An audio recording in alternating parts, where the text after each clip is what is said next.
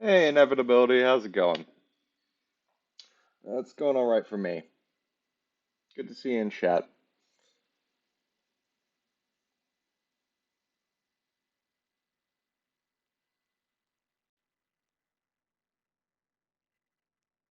Good to hear.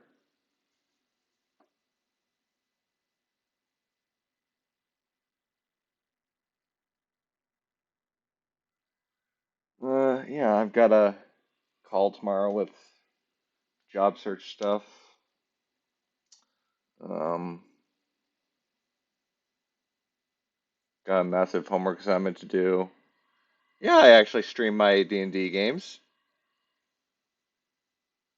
Absolutely. Um, in my under the video, you should see a link to the VOD channel. That should have all the VODs for this campaign. However, my other campaign that I run on Saturday is roughly 3 years old, and I don't have the VOD saved up until one or two or three recently.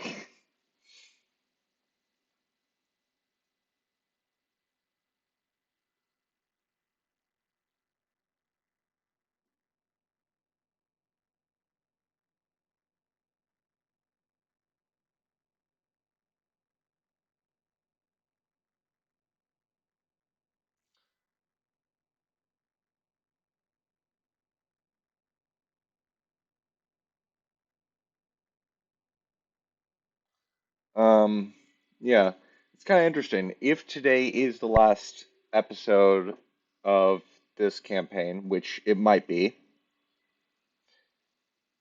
um, no. So Assailant is not in this campaign, nor my other one I run on Saturday. Uh, the one I run on Saturday is with a group I met at college, and the one on Sunday is another group who I met at college.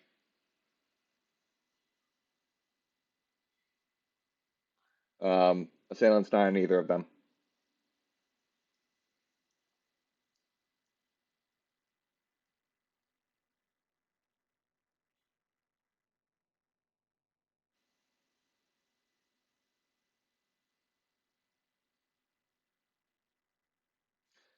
But yeah, I stream during normally I stream every Saturday starting at 6 p.m. and every Sunday starting at 11 p.m. Though I usually start the streams 30 minutes early. Um, though as we're wrapping up the semester, it's a bit up in the air what's going on the next couple weeks as I transition from where I'm at to wherever I'm at next.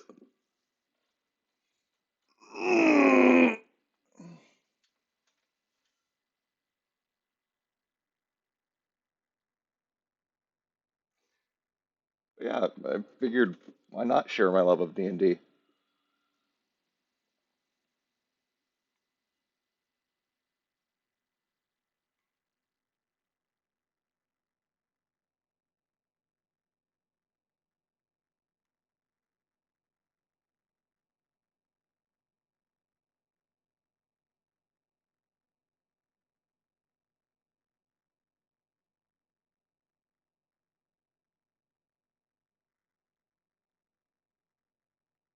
You aren't gonna hang around?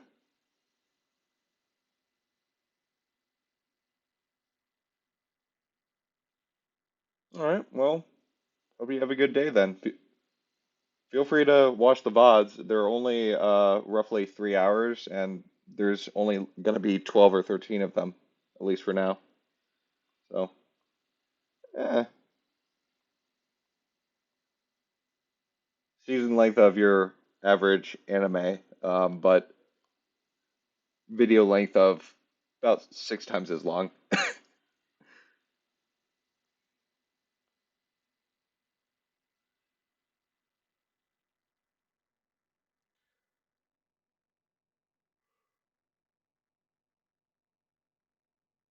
Mm,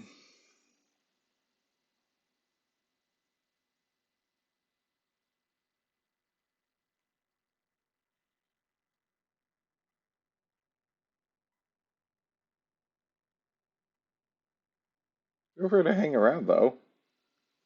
The session's pretty fun too.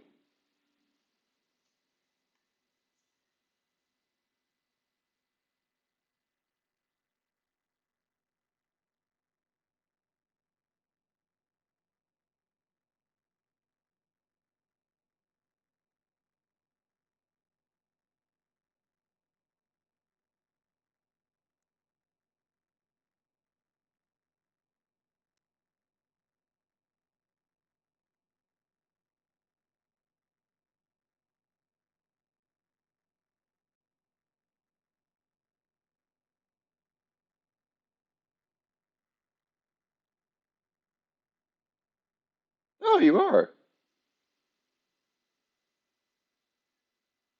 Yeah, I've actually made some homebrew material that I'm rather fond of, one of which is in this campaign, one of which is in the other. Um, the one that's in this campaign is the Hellhound Puppy, which unfortunately might not see use in the next couple weeks, but the whole idea is that it's able to be used in tandem with Tasha's Cauldron of Everything to have a sidekick Hellhound.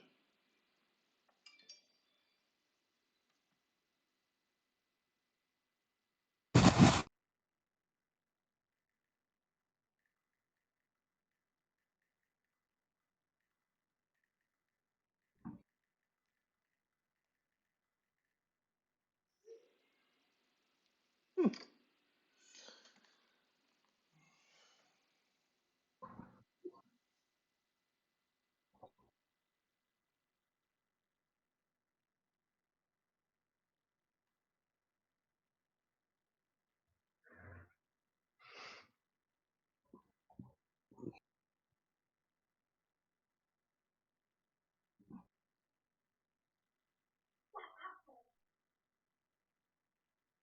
Hey.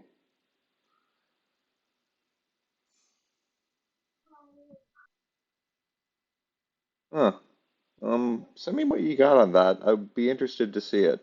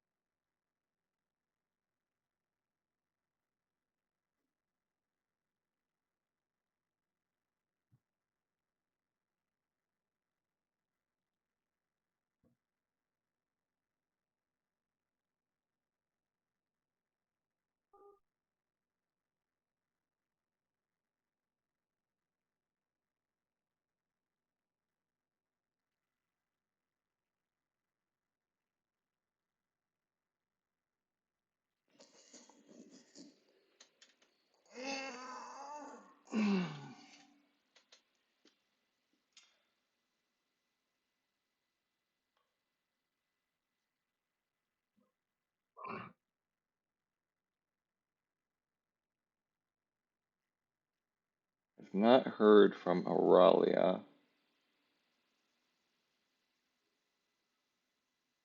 and I believe Blue was a no. NFI. Okay, so there's Aurelia. Um, Blue said I might be able to backseat it, but that's a no on my end at this point. So I'm going to go operating under the impression that he's not going to be here. And if he shows up, he shows up. Is something up? Oh, nothing. Blue just said that he had projects to do this upcoming weekend, so we're going to go ahead and get started without him. I get that. If he shows up, he shows up. Hello, everyone. Welcome back to Rise of Tiamat campaign. This is potentially the last session of this campaign for the semester. Beyond that, we could talk about whether or not we want to continue the campaign off stream, or how we want to proceed with this, or if we just want to wrap it up right here. Uh, but in regards Pretty to cool having a continuing that. session, in regards to having a session next week, that's up to you guys and up to how I'm feeling towards the middle of the week. Because I'm sort of the belief that D&D is a stress relief. At least it is for me. And doing something like that, even the day before an exam, could potentially be good for me. Um, but again, if the majority of you don't want to, then we won't do it. We could always run an arena again, like we did at the very start of this campaign. Um, we'll see how things play out. This week, I don't think I can do anything. Period. Next week? Okay. But like continuing on, I'd be totally cool with it. You mean continuing on beyond that? Yeah. Yeah, yeah. Obviously, we would absolutely have to do remote, unfortunately, because some of you guys would be graduating. Um, but c'est la vie. So, getting into the campaign, the recap. Last time, we concluded our 3 sessions of 5 week downtime that took longer than I would have liked. However, certain people weren't here on some sessions and were here on other, and then the first session was, well, the first session. Um, However, the highlights of last session were, uh-oh, my cat is a werewolf. But wait, I thought we cured him. But no, you didn't cure him the second time. So what resulted was Blue being strapped to a bed by silver chains and being woken up by a man in leather at being invited to breakfast. Um, and he cried a bit, if I recall correctly, which is fair, you know. Um, I'm as funny as that was. I'm not gonna go in depth because the VOD's uploaded. We can always just watch it back later. Um, yeah, woke up for breakfast, ate breakfast. It was damn good breakfast. Um, Left the house, um, and cried into the arms of Muscle Man, because he just happened to be there to console the poor cat, of all people. And then his last week of was carousing, in which he offended someone named Quisley, if I recall correctly, who swore vengeance upon him. It was him who rolled that, right? Who? Quisley? Me? No. No, it was Blue who rolled that, correct? I think. It was a carousing check. Yeah. I'm pretty sure it wasn't Aurelia or Walter.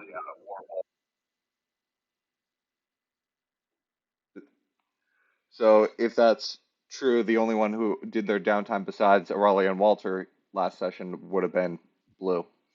Um, Prior to the whole Yeah. werewolfism thing and the Quisley rivalry, Blue attempted to infiltrate the cult of Tiamat to try and gain some information, and gain some information he did. He came to find out that they do intend to attack you guys once again, and in the process, he planted a little seed that you guys don't like the cold, and that it would be best to attack you with stuff that could deal cold damage, which is obviously a lie. Um, so yeah, it's a big obvious lie. All of you guys have cold gear. You guys would be resistant to all of that, which is a brilliant move on Blue's part. So I said, okay, you did well enough that if in the table of monsters there's stuff that deals cold damage, I'll throw some in there. I'll make it an easier encounter. But if it doesn't allow me to, I'm not going to do it. Following Sounds that, lit. following that, you guys made your way to the Council of Waterdeep for its second meeting. You were introduced to a couple people. Took notice of the fact that um, took notice of the fact that Lady Silverhand um, is now the open Lord of the Waterdeep, replacing Lord Drago Nevermender. And also present and of note was someone named Elia.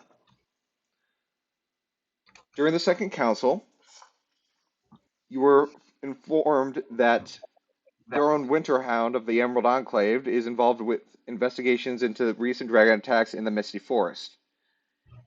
And while King Melindrak waved away Delaran's concerns, saying that the dragon attacks in the area have stopped since his elves increased their patrols and fortified their positions, you were requested to just double check.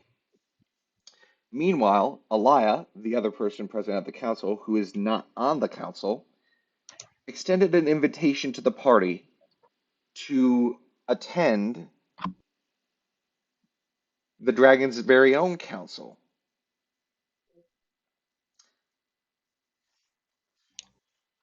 She informed the party that the council itself is a good. How far? It says here in chapter 6. Chapter 6 is pretty far away. Yes. The council will take place in the Nether Mountains, more than 600 miles away. However, Elia informed you, Lot, that if you left immediately, she could assure you a way to travel there in 2 days.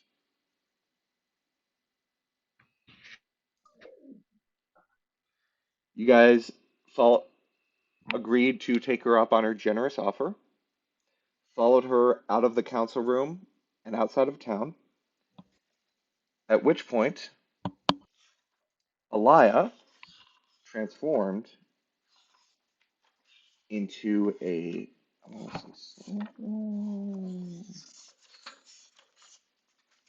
Uh, yes, she transformed into a silver dragon, Ah, and she said, "Well, shall we be on our way?" And thus we continue. By the way, Fenrir, do you want to let everyone know what you decided between sessions regarding your Hellhound? Oh yeah, his name is Miyako. It's sort of it's related to a sci-fi serial I read. I can explain later. Could you type that somewhere? Um, sure, but I'll spell it phonetically in Russian Okay. because that'll actually Okay. tell you how to say it right. Okay. Oh, do it, do it. Because it's 2 syllables. You see it written out in English. You'll interpret it as 3.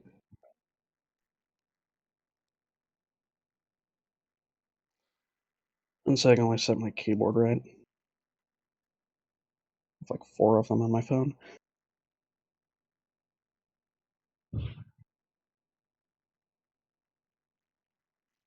It's not a real word in Russian, obviously, but that'll actually tell you how to say it. Also, heaven help anyone who tries to read my normal phonetic notes. I'm pulling stuff from like 5 different languages, and it'd give anyone a real linguist a stroke. So English? Johnny, we can't hear you. So English? No, it's much, much worse than English. I've written stuff Oh, no. using a combination of Germanic, Gaelic, and Cyrillic scripts all in one thing because I couldn't think of how best to phoneticize it. Interesting. French Yeah. names, they're weird. Yeah. Apparently, he told me he had like a massive table of names for it and was narrowing it down. So you asked between sessions where it stands in terms of power of the sidekick capability. No, I just need to know how well trained it is. Oh, it follows basic commands. You could operate it as the rules of a sidekick dictate. It will, for the most part, you could control it in combat. Okay. Basically, think of silver. Okay, cool. So And it's been 5 days since the full moon? it's been a week, yeah. Okay, so yeah, 5 days. Because you're using a weird definition of week here. Yeah. Anyhow. Oh yeah, I probably should have rolled on the carousing table for you too, but whatever. For me, I was spending the entire time training Miyako and learning Infernal. Yeah, true, but you did go werewolf likely at some point. I mean, It's being whatever. used to it, I would It's have had whatever. myself tied into a... Yeah, remind me later, I'll explain what my contingencies for that'd be, but is Yeah, not super relevant right now. it's whatever. So, um,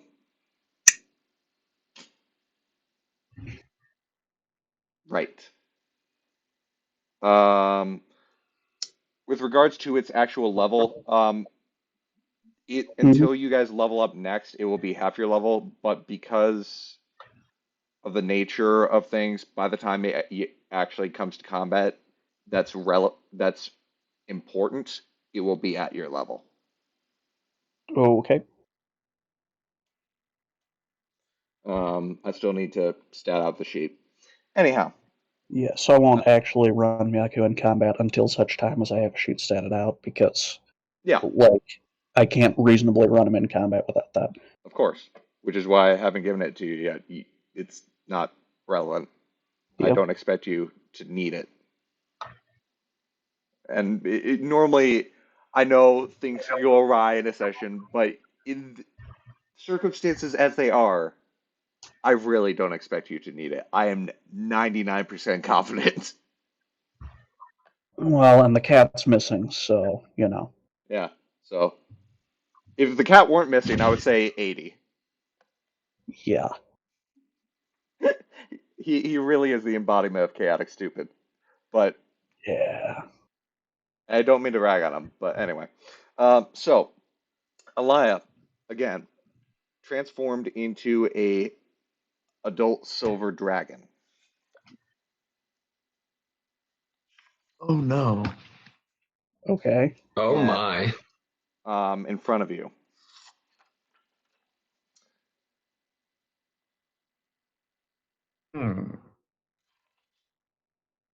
She just looks Okay, at then. you and says, "Well," that was a voice crack. Well, shall we be off?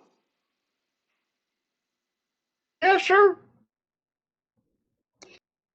Question, can all dragons do that? Only those No, who, though. only those who our father has brought into this world. Your father, you say? Yes, Bahamut. Oh. So no to the chromatic. No to the chromatic. Okay. I look at Johnny because of the little conversation we had. I'm like, You might want to not piss her off.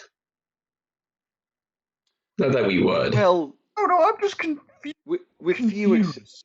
few exceptions, yes.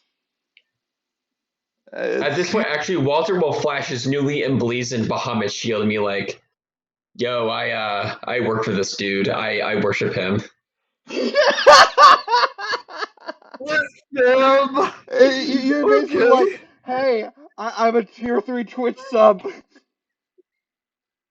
Yeah, I'm just gonna roll my eyes, say, non-shifters under my breath, look at Miyaku, and call him over and say, so what's the correct way to do this? Is Well, somewhere comfortable for me and my hellhound to be sitting? we'll try and fly as steady as I can, Okay. and I will keep a watch if Okay. any of you fall to make sure to catch you. Don't worry, I can survive it. Well, your head is hard enough. And Both of she them. now actually paying attention to Walter. Yes, we all seek to make our father proud in different ways. And it's nice to see those who follow his teachings. Indeed. Well, best be off. And Walter will very clumsily, because he's in heavy armor at this point, will try and lumber onto the dragon's back. He might slip a couple times, but he'll eventually get on. Mm-hmm. All right.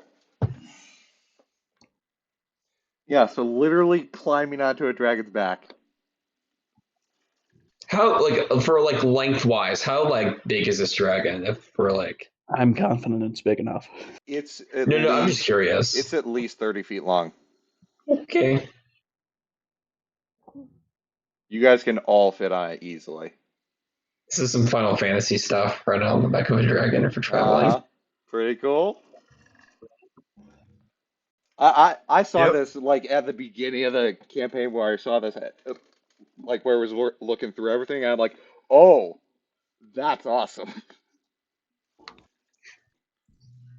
I've been excited for this part for quite some time.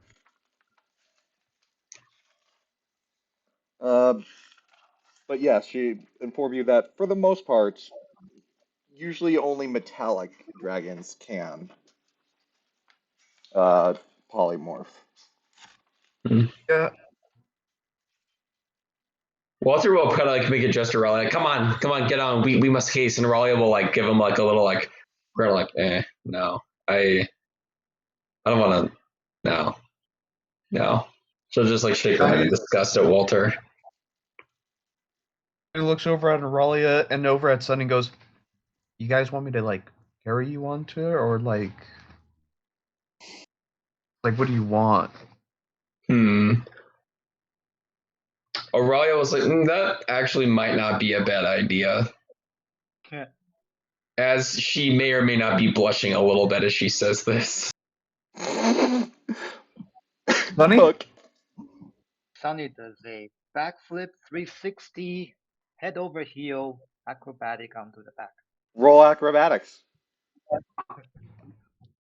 Okay. Acrobatic setting.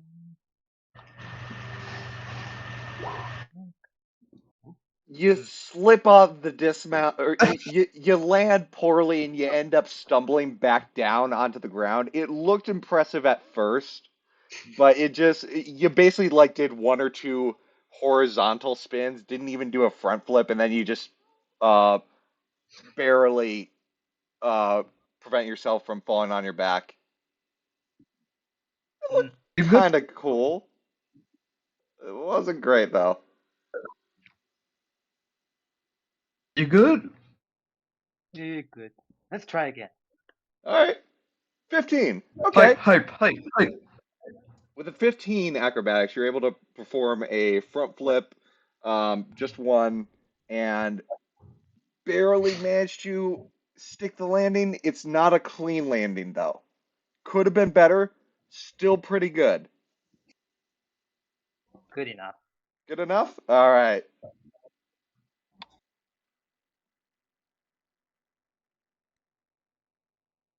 I just realized Aurelia's face is red, so would anyone know she's blushing? Like, what do tieflings look like when they blush? That's what I'm What color wondering. do They just tieflings catch on bleed? they just catch on fire.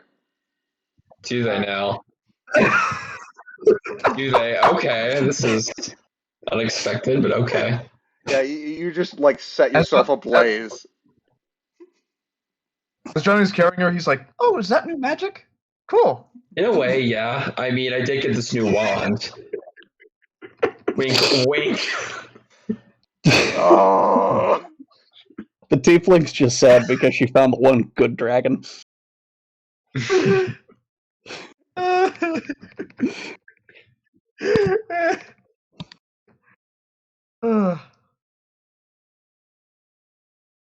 Okay, get Blue. Johnny jumps down and picks up the cat in like a bridal carry instead of the normal one. no. Well, apparently that's just par for the course for the cat now. Too bad he cured his lycanthropy. The party really needed a subwoofer. Yeah, he's one that would really bark. God. You told me that you told me you were gonna say that joke twice last night. And I'm like, dude, it's been a week. It's fine. But no, still went through with it. I guess. Still funny. I guess. Oh god. Remember, Yes. it's delivery that matters more than anything. True. Actually, as Which I'm Aurelia, confident that the cat learned over his forgotten night. actually, as Johnny is lift. I don't know how he's doing this, but like Aurelia made like super like sussly tried to accidentally drop one of like her spell scrolls, and then to like try and get him to lift her up again, and she's like, "The sacred texts! I must get them! I must get them!" As I point to like a spell scroll that's lying on the ground. We need this shit. We need it back. Which spell scroll did you drop? Third level water breathing. Fucking non-shifters. But I probably wouldn't know it at this point, because You wouldn't know which spell scroll you dropped. yeah. Oh, But no, I get to decide. we need. I'm Oh, like no. I point. You like- suicidal moron.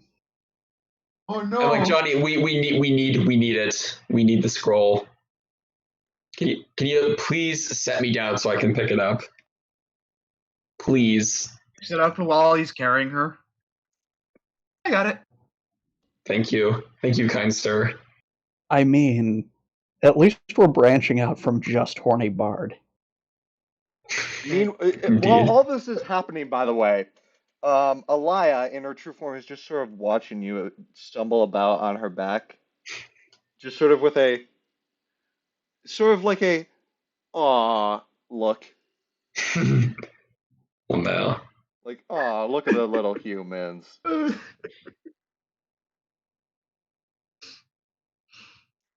Silver dragons are of the metallic dragons are the ones that are the most cordial with humans. Have the highest, like in their lore, it's in bold respect for humanity. It's interesting, really.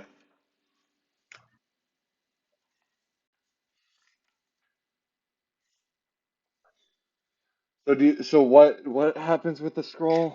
Johnny got it back. I Johnny picked got it it up back. and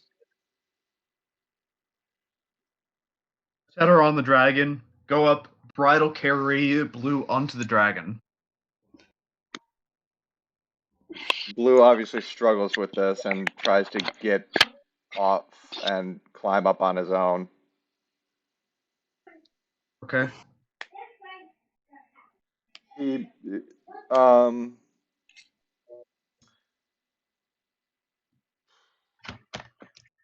does give, as all of things are, as all of you guys climb onto her back, she does sort of give the captain and Blue a little slightly different look, but it's not really anything you can infer very easily from the in behind.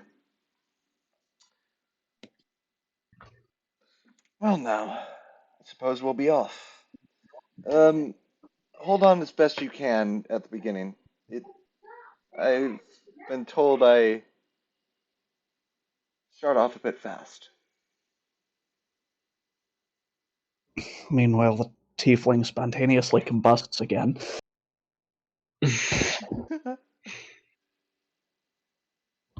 She's her skin. She's like sweating. Actually, she's trying to internalize it. She's sweating at this point. Fucking non-shifters. Do you guys do it? All right. So, the dragon, as Elia quickly flaps its wings, air moving heavily about it. Some of the town are made aware of the commotion at first because you're not terribly far outside of Waterdeep, and you can, with those of you with higher perception, can vaguely see some people pointing, one or two running at first before some other people try and calm them down, likely saying like, "No, it's going away. We're fine." Um, and you guys all try to hold on as best you can as Elia raises up in the air and begins to accelerate. As she does so, everyone go ahead and make a strength saving throw. Oh boy. Okay. Oh damn. Mm. That Mm. first one was for that one. First one was for Ralia, by the way. Yeah, I figured. I mean, Walter's probably not going to be much better. He has a better strength mod, Actually, though. You were saying? Walter's fine. The power of Bahamut compels thee with a nat 20 to just grab onto Auralia at. Actually, hang on. Now that Sunny also failed. Um, so the power of Bahamut compels thee to not only grab onto himself, but grab onto someone else. We're gonna say, what's his strength score? Walter, it is Yes, 12. 12. Yeah.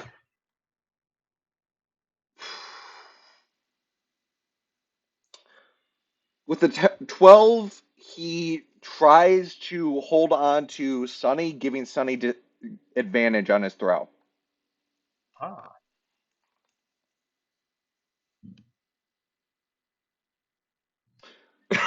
Unfortunately, even with the advantage, you're like, I don't need your help. And just sort of let go and not realize, oh no, I'm falling now. Oh As no. both, oh no. Uh, anyway, as both Auralia and Sunny immediately begin to plummet, Elia takes note and swoops back, clutching both of you in her claws. Ah. I said Oh, to this is a view. I said to hold on.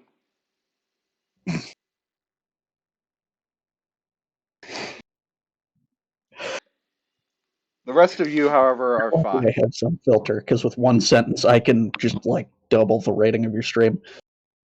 No, please don't. Don't do that. Um, okay. You guys eventually, Elia manages to push you guys back on top of her back by awkwardly contorting her neck and her claws. You're able to make your way back onto her back. And as she's flying, she begins to speak to all of you. If you have any questions, feel free to ask. This journey would be rather uneventful otherwise. Well, aside from that, I suppose. And she, you see where she's looking down as you see various chromatic dragons attacking a village nearby, clearly work of the cult, as you see several humans in robes as dotted figures on the landscape alongside those dragons, causing this town to burn to the ground. Yeah, one question. Why the look? Huh? At me. There was something off. I get looking at the cat like that, but why me? Huh. Just your choice of companionship. The hellhound, you mean? Or the cat? No offense. Yes, the hellhound. Well, Tiamat has been working with devils and the like, and we need to be cautious. Understand? Well, like me, it's not like the hellhound shows his situation. He just kind of got screwed into having to deal with things. Of course. And I understand. But one can never be too cautious.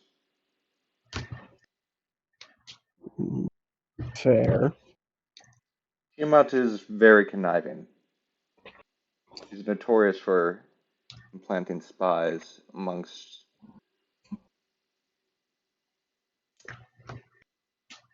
groups that seem generally trustworthy. So, if you can find a way to make sure that that isn't the case, that doesn't involve killing Myaku, that would be a betrayal of trust, then please enlighten me. There's no need for that. I will trust your judgment.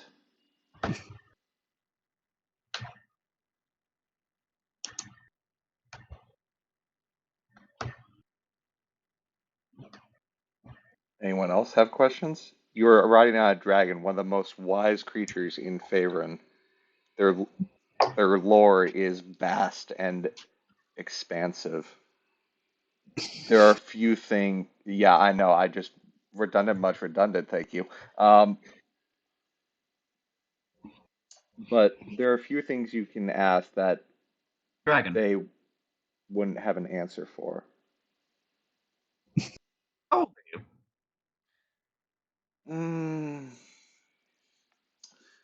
Let's see. That's a rather personal question, don't you think? I didn't hear it. How old are you? I look over at the captain going, how old she is. Yeah, he asked how old she is. Oh, I'm about half a millennia old at this point.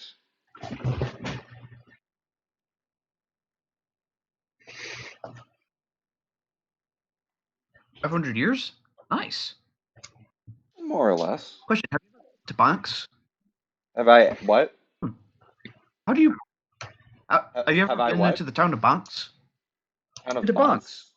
The Bonks. Yeah, Banks. Your dad's from there. I don't believe I have. Neither have I. I'm from Knoxville. I see.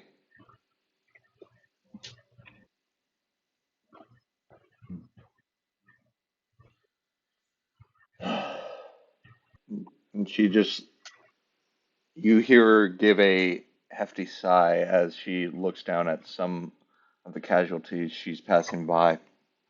I don't understand why some humans find it necessary to do this. Kind of simple. What about to the chromatics? What did you say? You cut out for a moment there. He looks over and goes. He looks at her and goes, "Well, it's simple. Look at the chromatics. Aren't they dragons too?"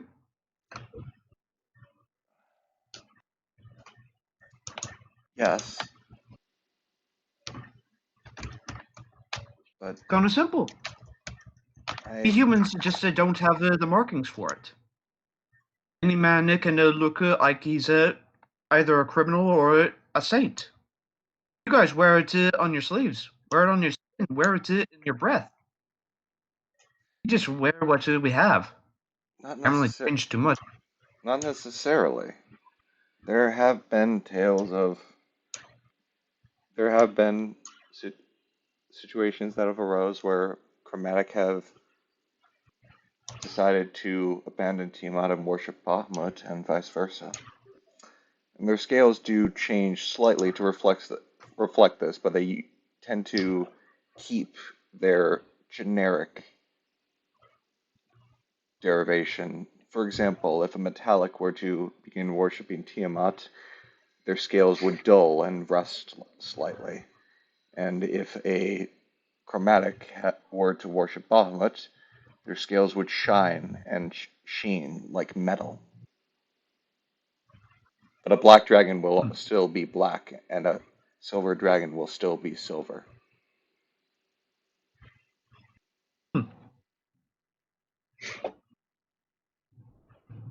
Well, look at Aurelia over here. Look at me. I've been blessed by the gods and born into the divine blood. He's been born into infernal blood. But we're still good people.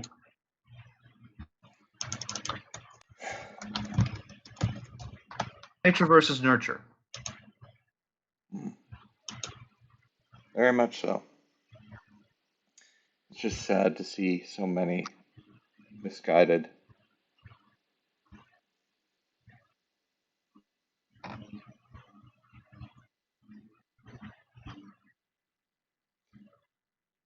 By the way,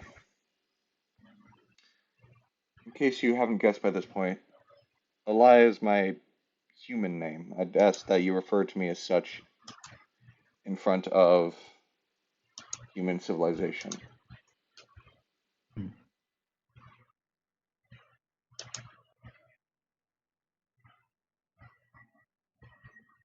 Does anyone have any questions for the big dragon lady? Dude, I'm just here to What's kill the, shit. what's the one thing that you've noticed that humans or humanoids repeat time and time again yet never seem to learn? Well, she looks down and says that whether aligning themselves to my mother or aligning themselves to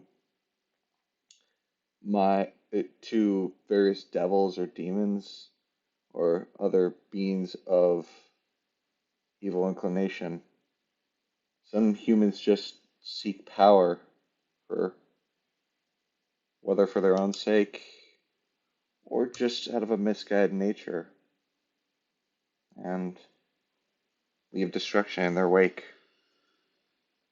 For example, the existence of liches is a perfect instance of that. Humanoids who sought power so much that they were willing to sacrifice others for their personal gain. Liches are a physical embodiment of greed incarnate.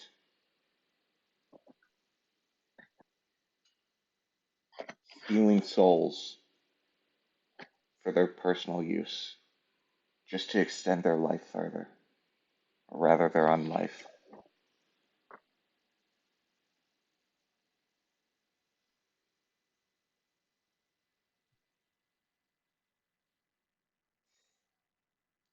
Fortunately, generally, good tends to triumph over evil. The moral high ground tends to invigorate those people of even cowardly nature to fight back, turning knaves into braves, turning farmhands into folk heroes,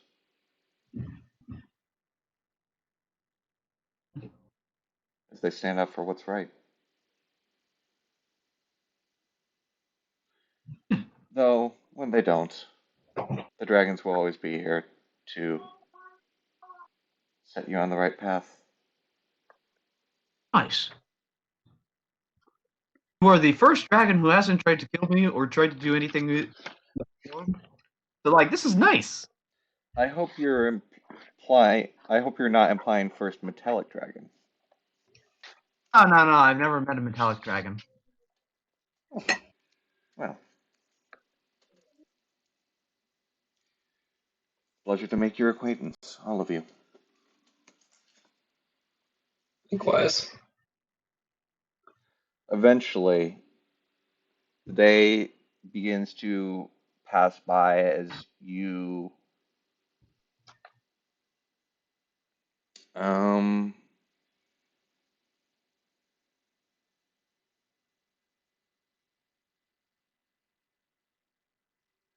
as you guys eventually make your way towards the Nether Mountains.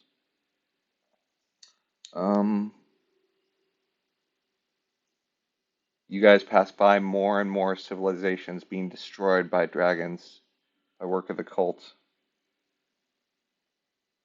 I'm going to break them. Hmm? I'm going to break them. To do so properly, you would need an army, and while I'm confident that it would be possible to recruit from these villages, who has the time? Yes. Who has the time to train them in the arts of the hunter? It is unfortunate, but there is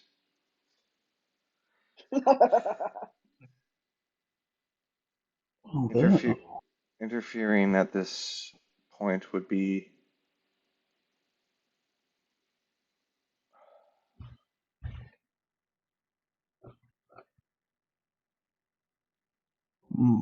that said, if somehow the world doesn't end in the next few lunar cycles,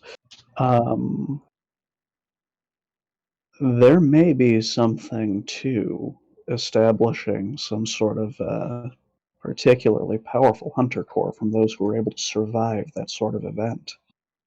mm. Mm, You hear a bit of a chuckle from Elia. Ah, you humans and your ideas. Always interesting. who said I was human? You are human. I'll string the bastards up.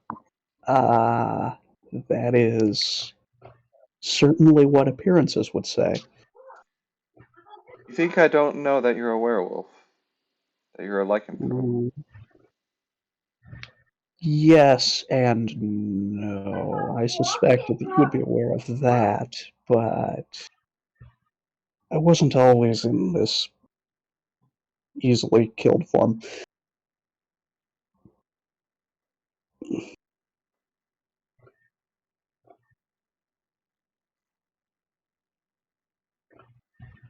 Regardless of what you were before, you're human now. Sadly, yes.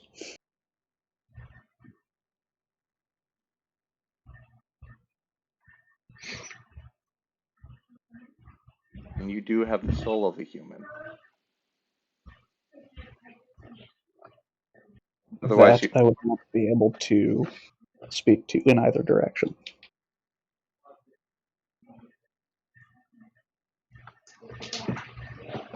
if you're implying that you were revived by some means of reincarnate, then your soul changes to accommodate the body.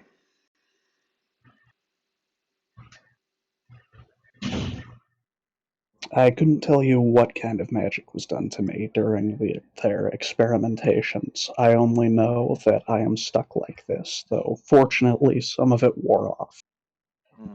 and I can properly experience my birthright.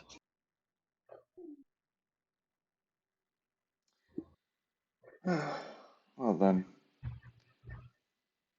we should be landing soon.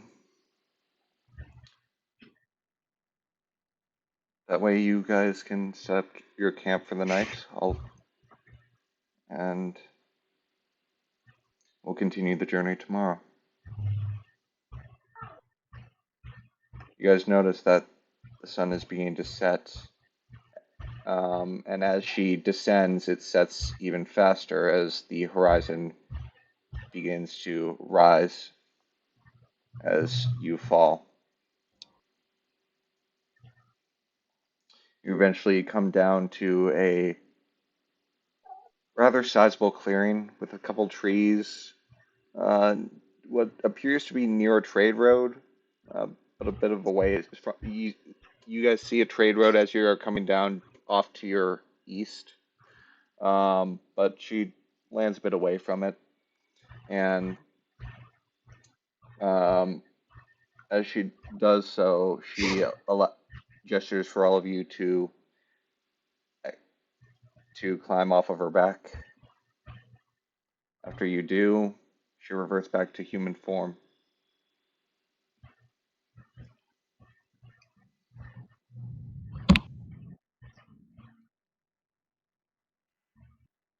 Oh no. Shall we make camp?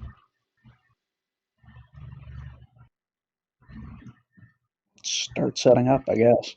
Yeah.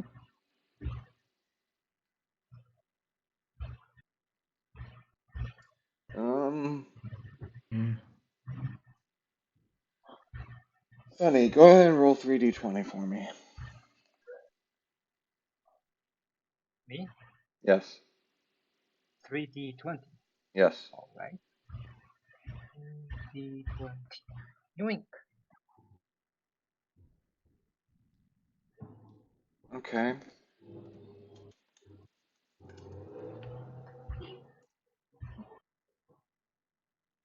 Okay.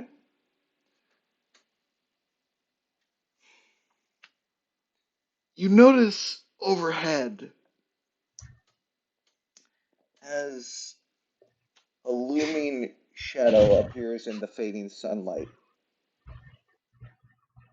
It appears to be a large red dragon.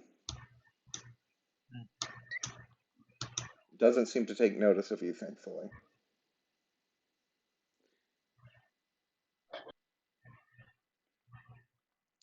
You notice off in the distance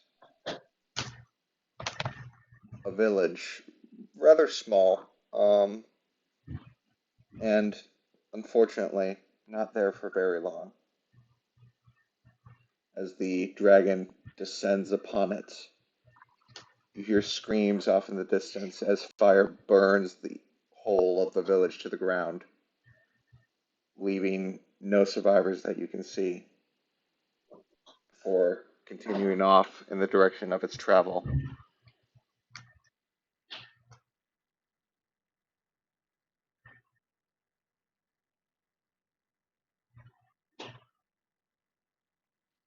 Other than that, no encounters for the night.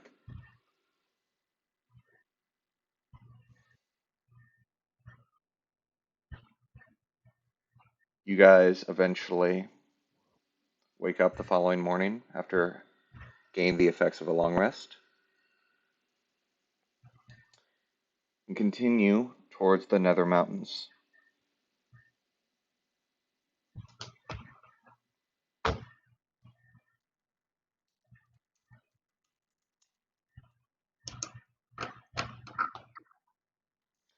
If you'll give me just a moment here, because Wi-Fi's being a pain in the ass.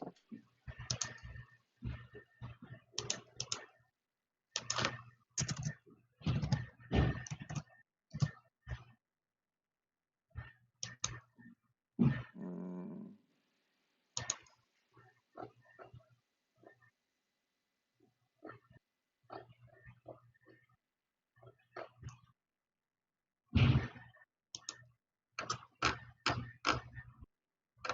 What is that noise?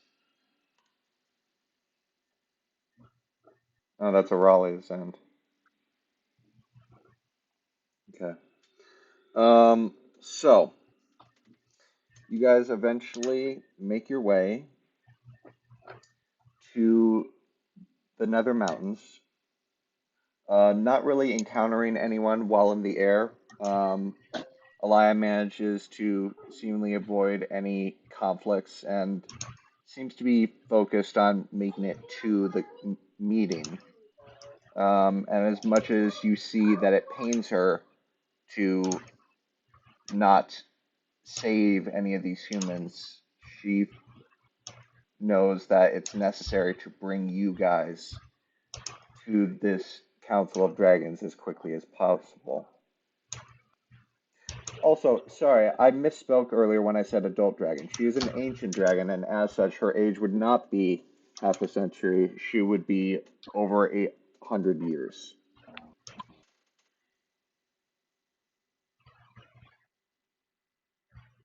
Rectifying that information now.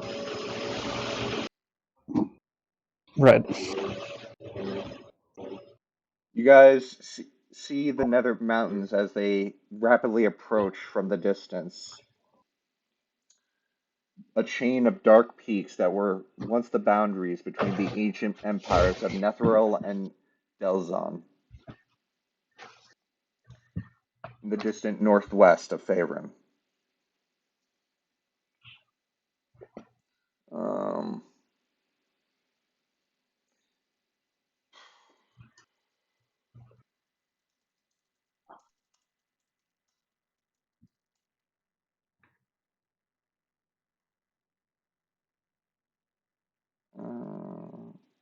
sorry, checking something.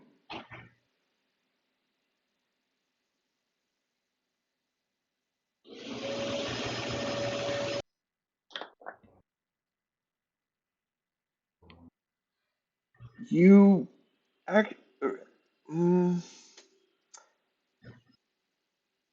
Walter, Aurelia, and Johnny, make a history check. Okay. Probably not gonna end well for me. Yes. That was for Aurelia. History. Him story. And this one upcoming is for Walter. Herstory. Okay. With a 6 or 9, you guys don't know much about these mountains, but Aurelia, you recall reading about these somewhere. You actually know that, as far as you're aware, the Nether Mountains were formerly home to several orc tribes in the region, and more recently, there were a clan of blue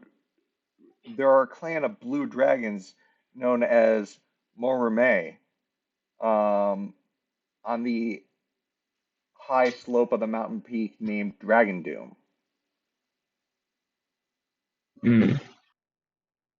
Okay. And you seem to be approaching that mountain. Okay. Who am I guess what's the seating order currently? Well, I guess more importantly, who is like, well, in front of me and behind me if I'm somewhere in the middle. I don't know. Okay. I guess I don't know. I guess I'll probably whisper to, I guess I'll just say Walter. I guess I'll whisper to Walter, yo, there is a cult of evil blue dragons that could be coming up ahead. I guess, do we see any like structures or like there could be like, I don't know, like a temple or so, any like markings that they could be there that I could point out? No. Okay.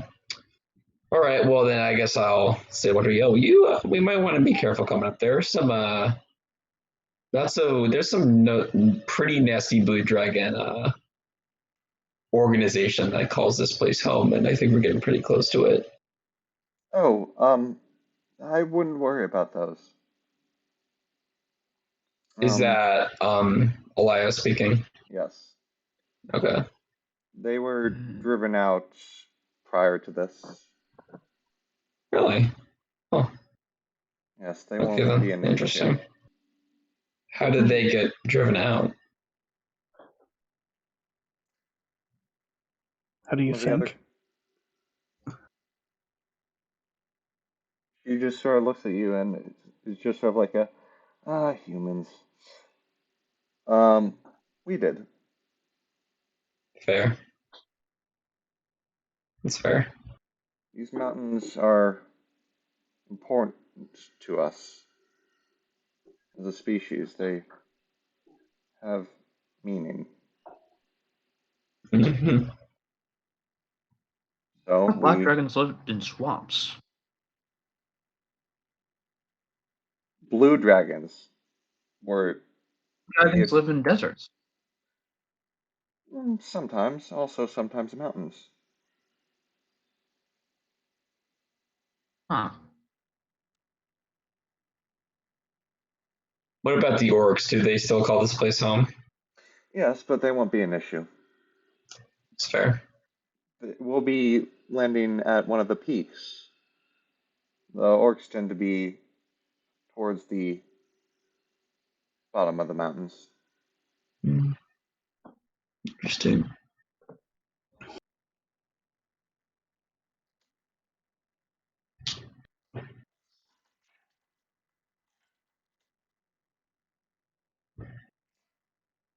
Okay, what the heck?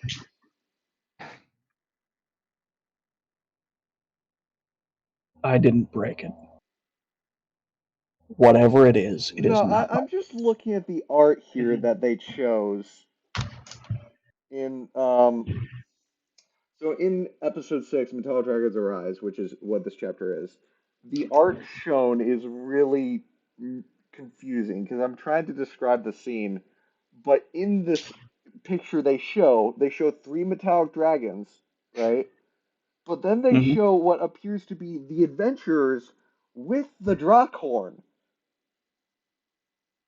What? So the understanding that we weren't supposed to have that. Yeah, you guys aren't.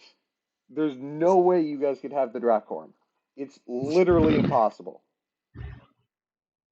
I don't know, maybe like the artist messed up on the interpretation of the scene. I don't know. Um.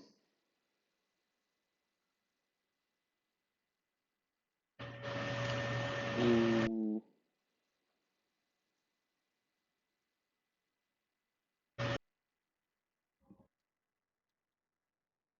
Okay.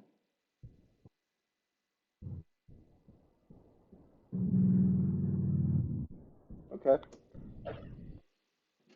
Cool. So, let me pull out a. I'm gonna need a sheet here. Um. Sorry, I need to pull out something for note taking on this. Um.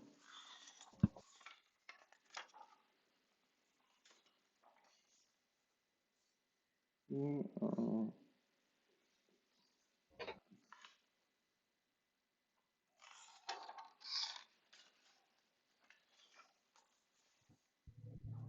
Okay. You guys rapidly approach the mountain, and it appears to be almost as if a like the tip of the peak was flattened out, and you take notice as it's hard not to notice four other dragons awaiting your arrival, one of each of the metallic spectrum.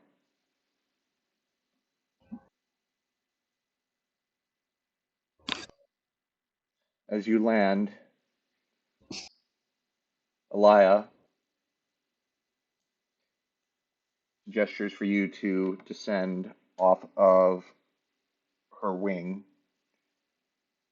and sort of points you to stand in the middle of this peak.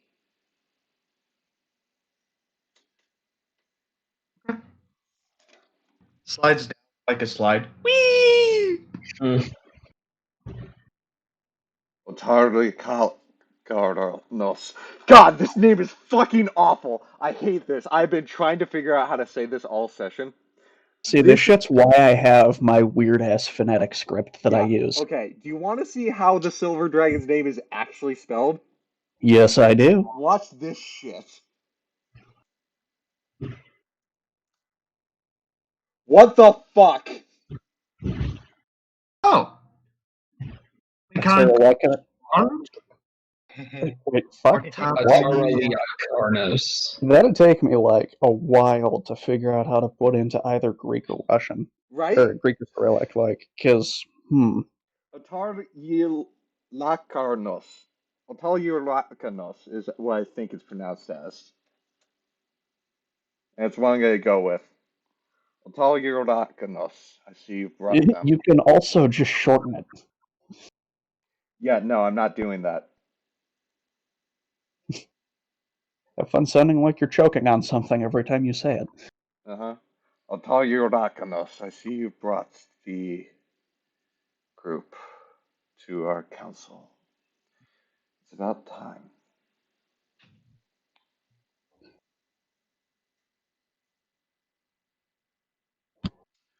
Remind me of everyone's races, please.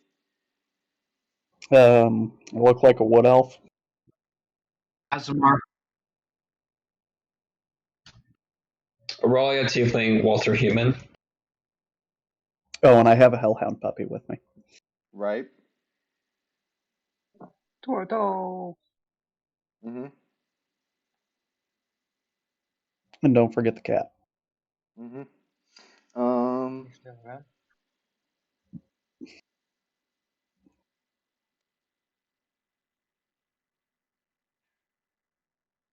Okay. Sorry, just trying to do something here.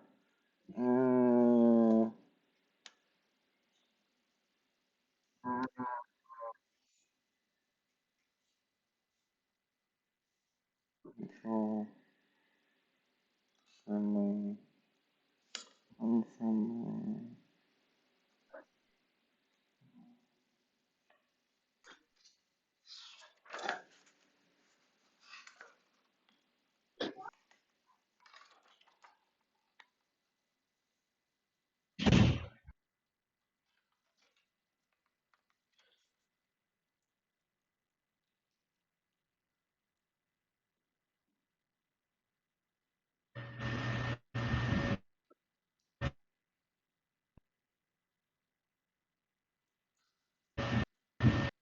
Uh-oh.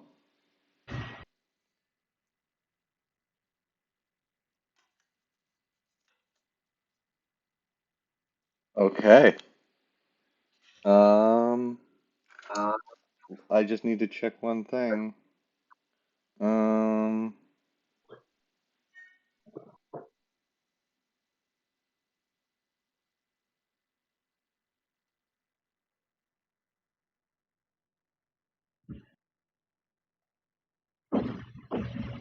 okay.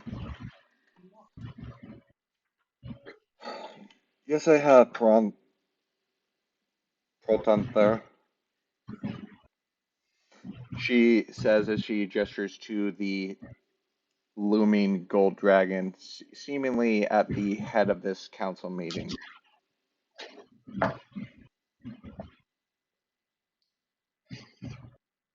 God, there's so much lore here, and it is hard to manage.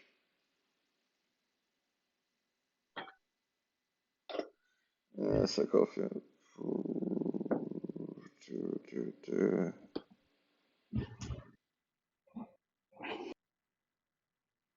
Mm, uh-oh. Okay.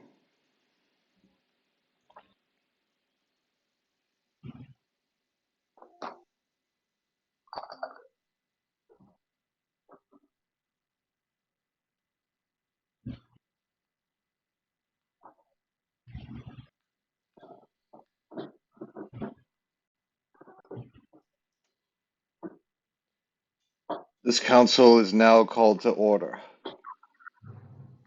We are here to discuss what each of our species should do in regards to the looming threat of Tiamat's return to the material plane. Long ago, she was banished to the Nine Hells as her avatar was finally destroyed. She now seeks to return to our world.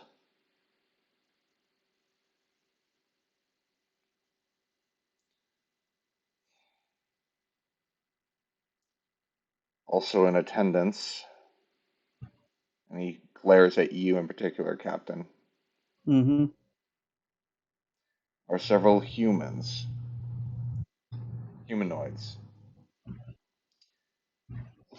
to who desire for us to work with them, with their own counsel. And they're here so we can hear them out.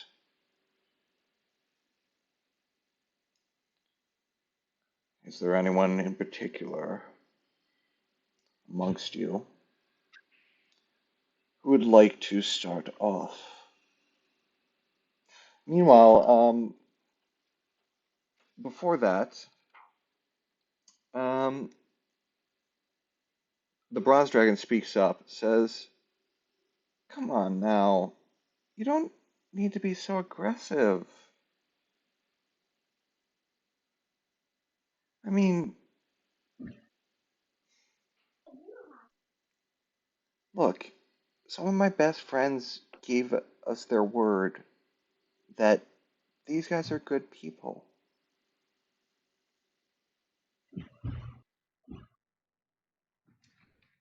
Copper Dragon seems to say, "Yes, but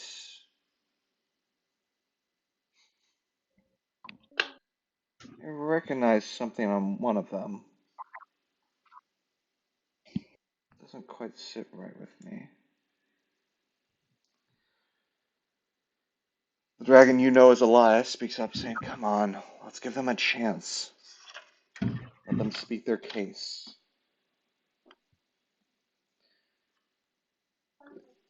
To which the brass dragon speaks up, "I concur. I think it's best we hear all sides of the situation."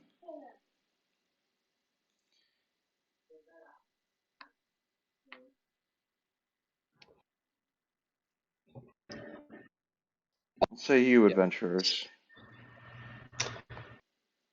Well,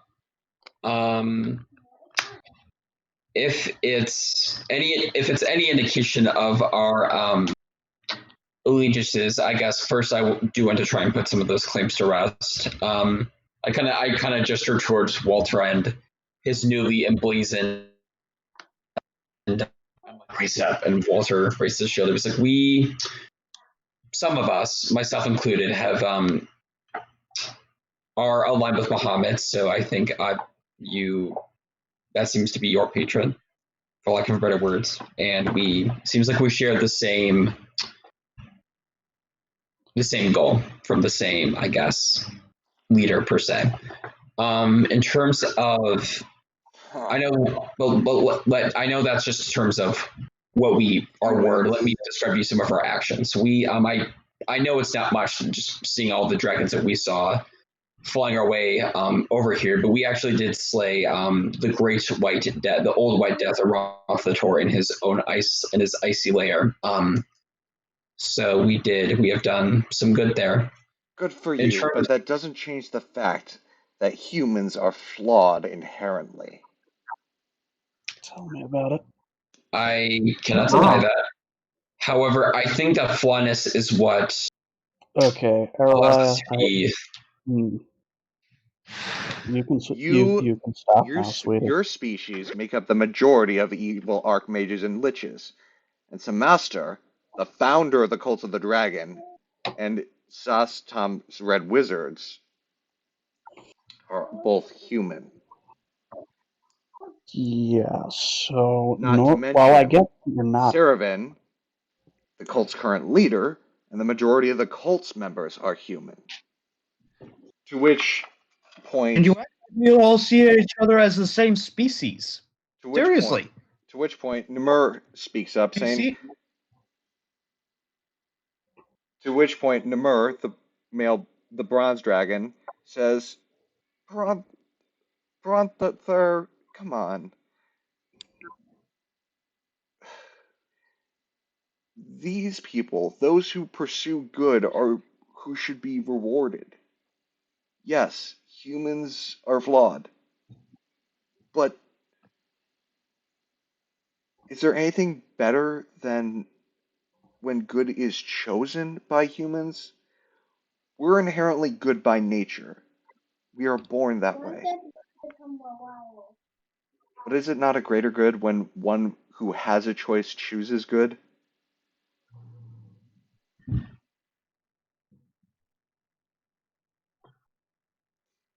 I apologize. Please continue.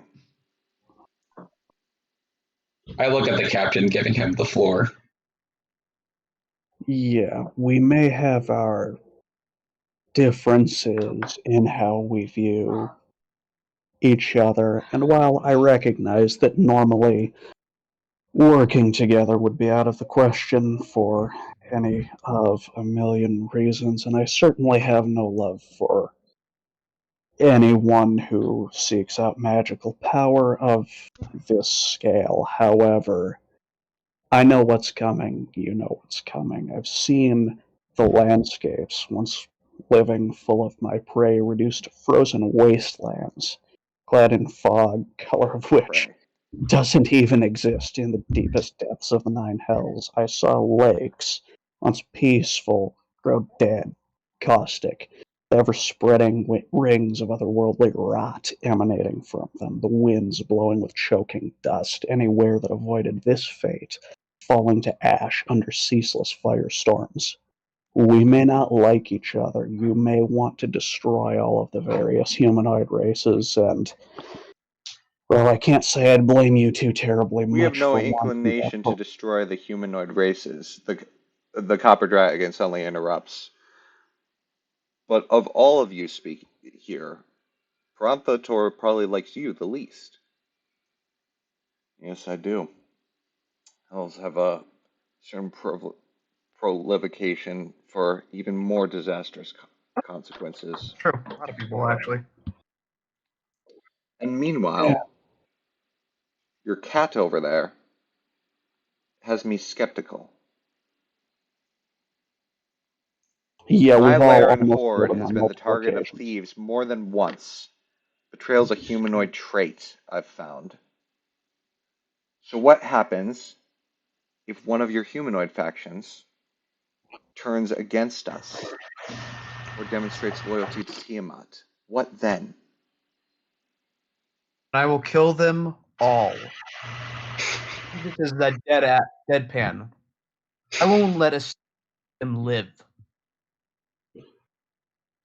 If they betray this whole thing, they will try to doom humanity. They will doom the forest. They will doom nature. Therefore, they have stopped having any rights to exist. I will find them. I will kill them. I will kill every last memory of them. I will turn their cities to ash, and I will put every single sapient species within their borders to the sword. And what Is of your that father? okay? Oh, I know you. father. Really? Since when?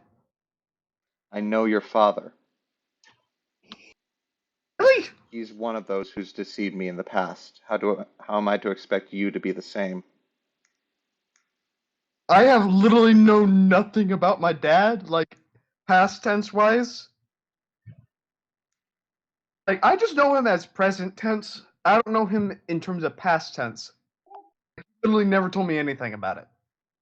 I mean, the option is always there for you to just kill all of us and try to go it alone. I don't recommend it because we all know how this is going, and it seems logical to link up with someone you can barely stand against something that you know would destroy you, but hey, what do I know? I'm just a mercenary. I I do agree with your assessment, Elf. Not an elf by No, choice. though, you know my dad. Where is this coming into this?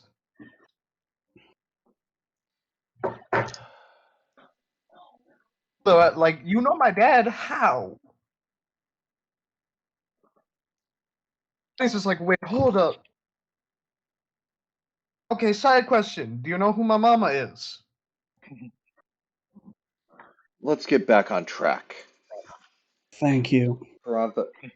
Pranthater speaks up. Let me be clear. All of us are generally of the inclination Well, I'm of the inclination that we not concern ourselves with you humans, that we strike immediately before the cult can muster their strength, because they are growing. And if some humanoids are at risk, so be it. However, several others are of the opinion that it be best to strike with the humans. Though if I'm not correct, you guys are uncertain of whether or not that would be the best.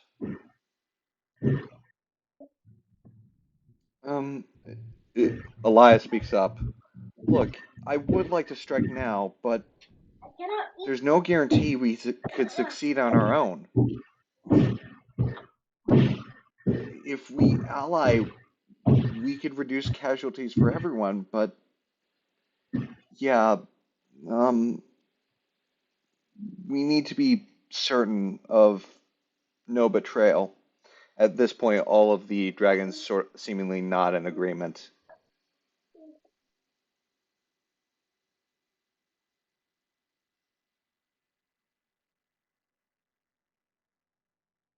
Oh hell, did my internet just cut out? Maybe I'm still here. What's the Oh, last you heard? something about the dragons nodding in agreement, but I couldn't hear very much over Aralia's panic attack or whatever the hell all that heavy breathing was. No, that was the end of the sentence. Okay.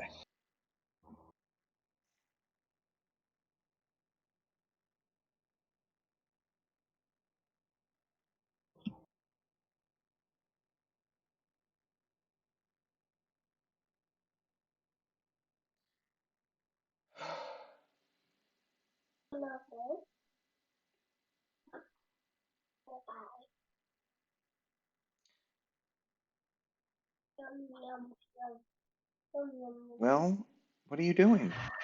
The bronze dragon just sort of speaks up. What are you doing? Convince them.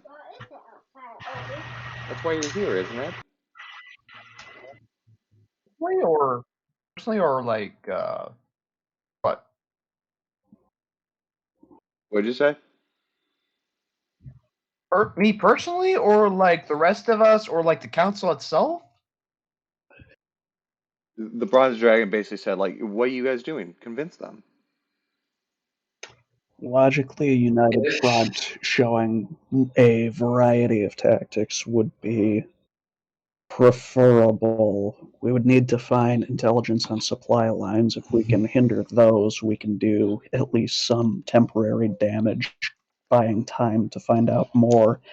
Potentially, it's a waste of time, of course. Irregular warfare is probably preferable to a single large stand upon which But I, everything hinges. I don't think you're quite understanding what I mean. Convince them that it's worth trusting your human factions. I trust you guys. Cool. I mean, they don't want to if get killed by this cult either, Yes, as but frustrating. Tiamat can be tempting. Well, perhaps if you aren't Chocolate familiar cake with. is tempting too, but I don't just go on my way to eat it. if I may, Go I for it. I have always there are some who would believe that with power comes righteousness. And with that power, obviously, as we have all seen, can be corrupted, and it can disform. It can do a multitude of nefarious things. However, I feel like that in the end, what happens, what positive change does come from power comes from the little, whether it be someone holding a door open for someone at the end of the day, whether it be someone, I don't know, paying a little, giving someone an extra tip. We might not have great. I will admit, all of us are humanity on our own. We might not have the strength. We do not have the strength you dragons do. We don't have the innate righteousness that you metallic dragons do. However, I believe that we can have the chance to come to that solution. And if no chance is given, then I think our fate I think all of our collective fates are sealed.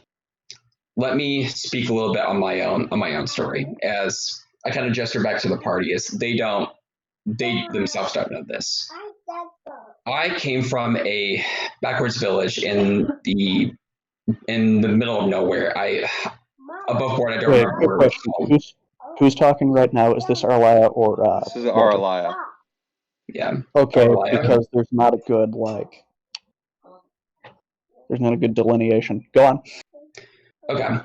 I came from a village where there was some, how do I put it, messed up traditions. As in a village of my kind, I gestured to myself, we had a almost coming of age tradition where we were supposed to kill and sacrifice any random traveler we would find to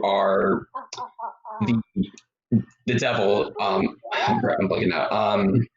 Zeriel, that our village worshipped, and You're not making the best case for yourself so far. I know. Let me continue. However, I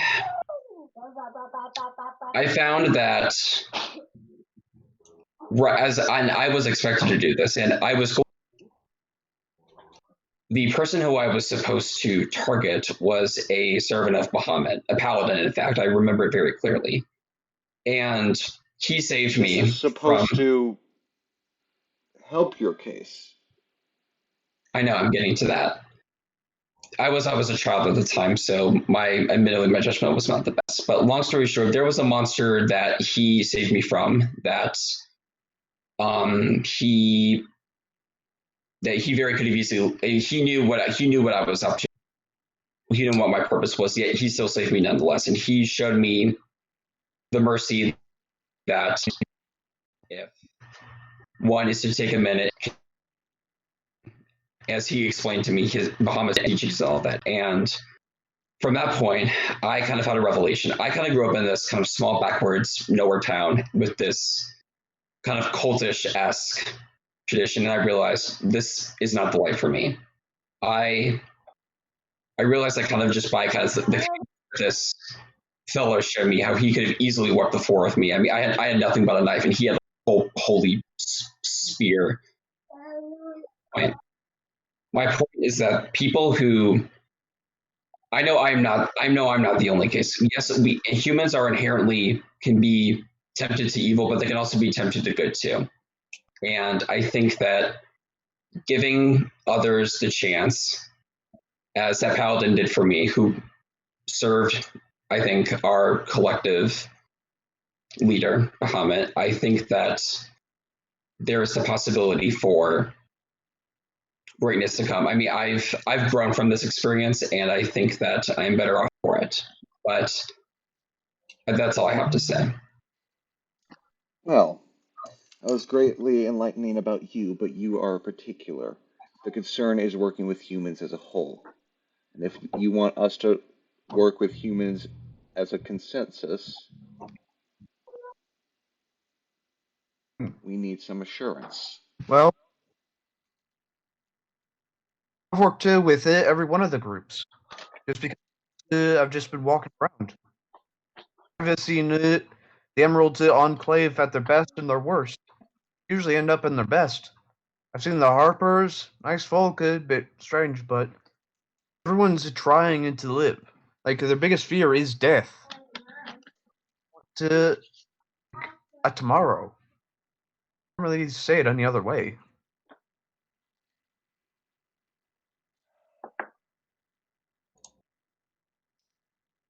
You mentioned assurance. What specifically do you mean by that?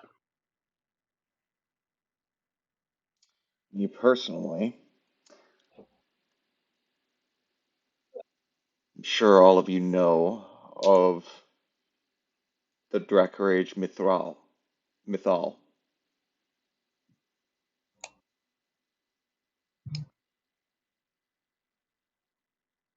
I mean, do we? Roll a history check. Yeah, my history. Nat 20. How the Nat fuck did I 20. do that? Big Rain Moon! So apparently, this is part of Monster Hunter lore or something. Okay. So Oh! both Johnny Knoxville and Captain know exactly what he's referring to. The Dracarage mythal, the Dracarage mythal, is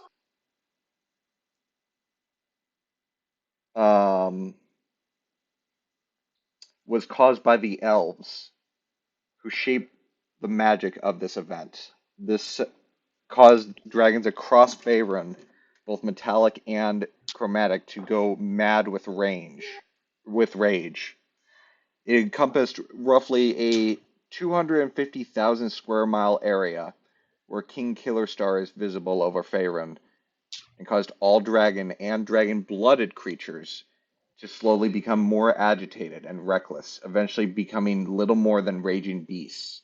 And this effect lasted for 2 months.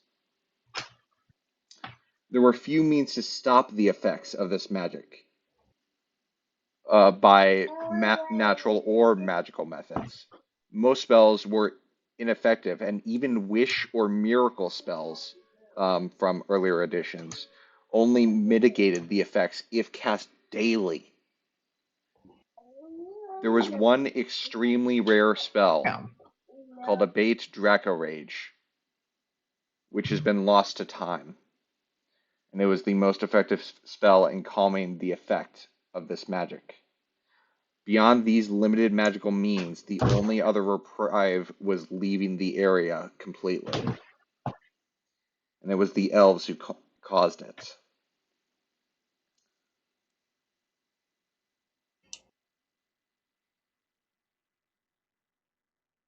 As well, 20 a bunch of years. power-mad assholes are making everyone's life harder. Fucking elves. Fucking wizards. I want a formal apology. Wizards. I want a formal apology from elvenkind. Yeah, I want a formal As a whole, apology or from Elvenkind for what they did to me. I'm not gonna fucking get it, though. Elvenkind, or like the Elven King? Like, Why not both? That would be suitable, because yes. honestly, I don't think all elves can really apologize. I'm not sure if they're smart. The king would be suitable, yes.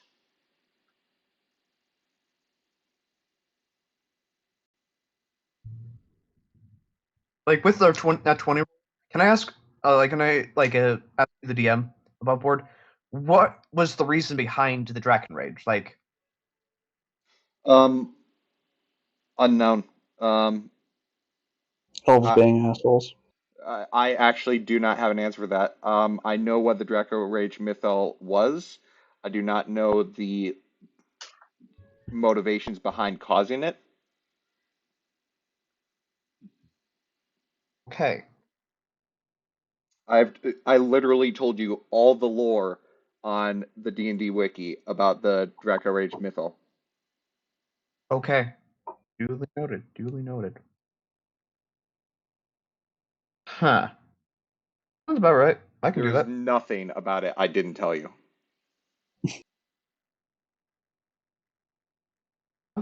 Okay.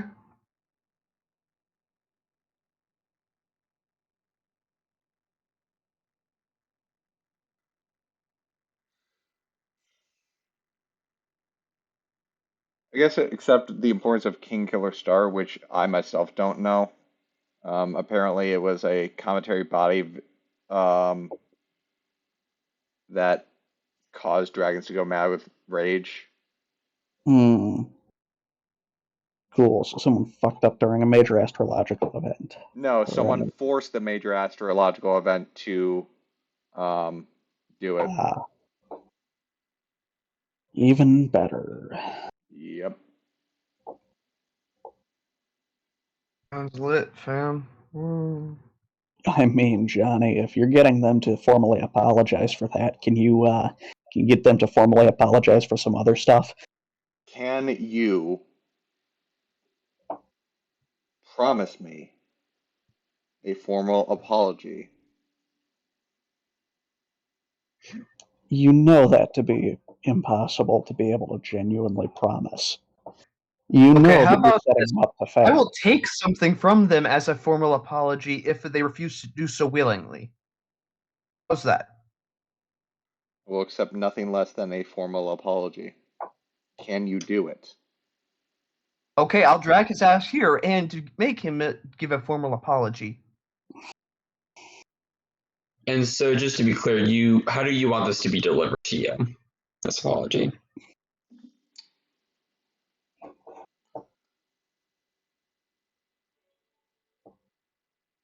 As public and as formal as can be done by their wretched little race.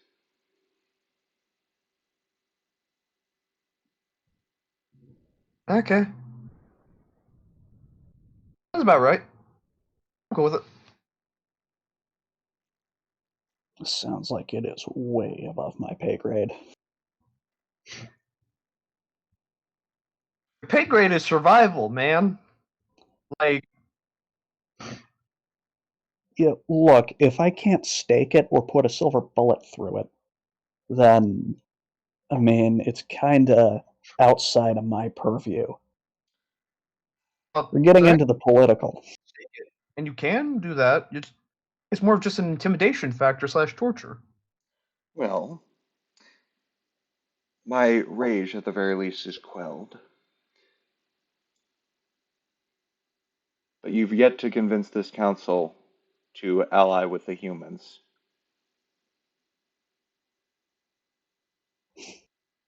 How many dragons are there? 5. Like, no, Johnny just asks, how many dragons are there? Just I asking. think he means in total. And in total, like, he's just asking. Johnny's just asking the dragons do they have. Several hundred. And How what's many, your how many does the cult have? How many dragons do they have? That was including them. right? How many does the cult have that are separate or that are as a subset of the total population of dragons? How many Right. are allied with the cult? Roughly half. Well, no, roughly half are chromatic. So The cult itself, Okay. uh, not as many. Okay. How many humanoids do they have?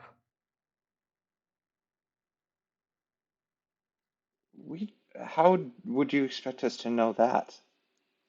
This is Tasmikela, the copper dragon, speaking up. I think the point that he's trying to make is That's just that it. the proportion of evil bastards is probably about the same.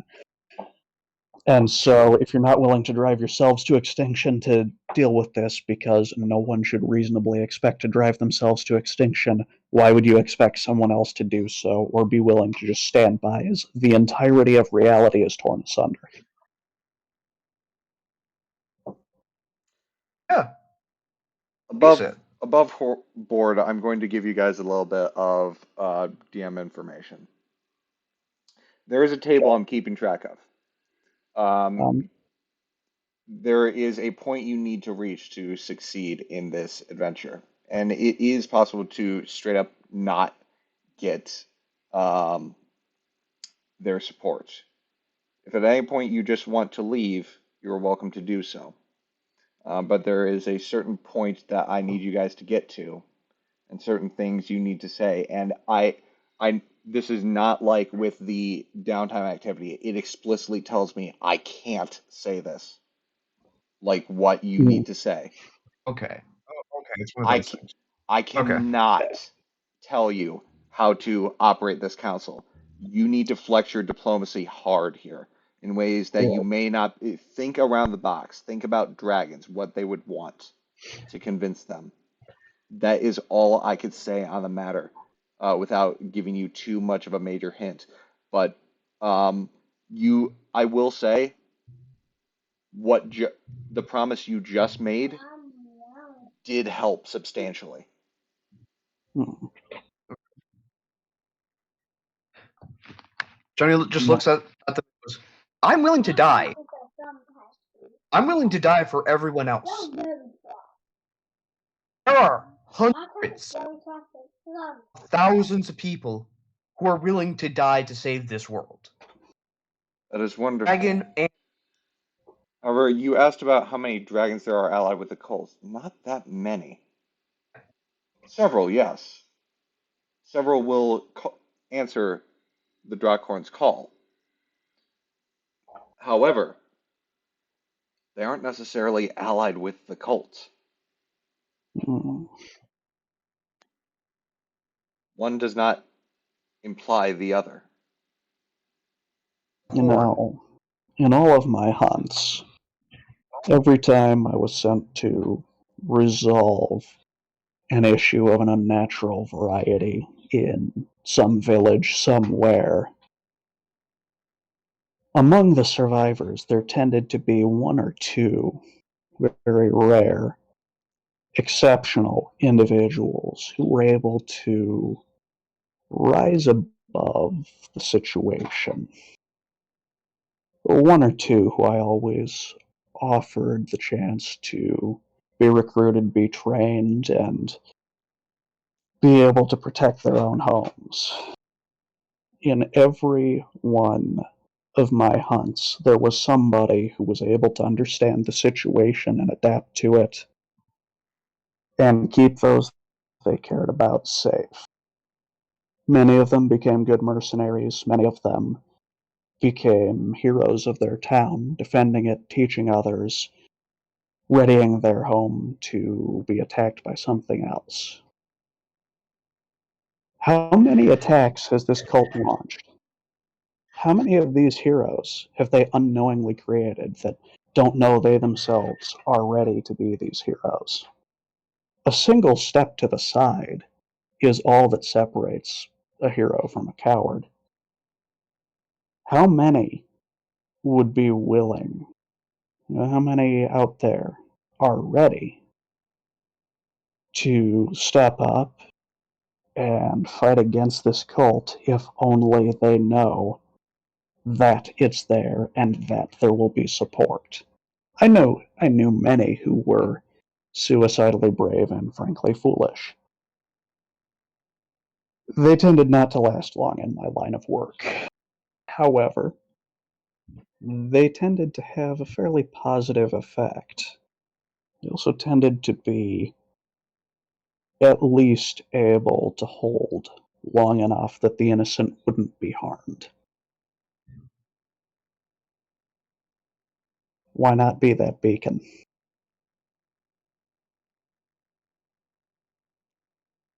I'm a monster, sure.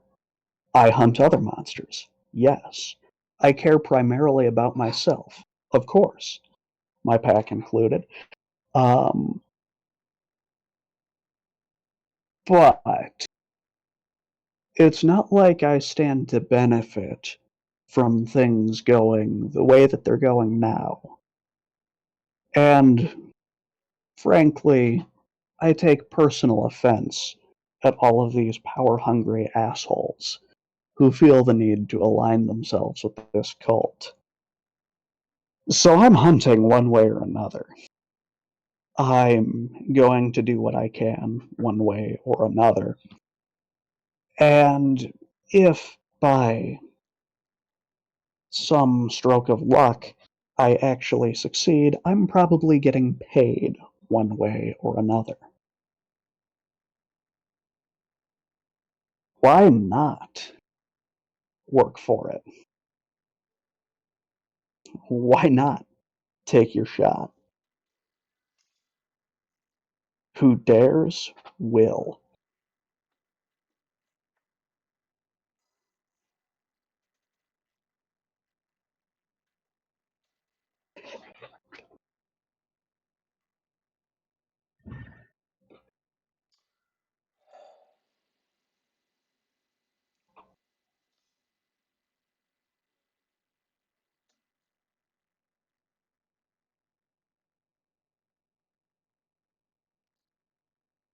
Look, and Elias speaks up. You have clearly stated your case about yourselves, but that is not the concern of the council. We have no qualms with the idea that you will assist in finding the cult in your own way, and we will not stop you. But it make no sense to ally your small group with all of Metallic Dragons. The concern we have is allying with humans in general.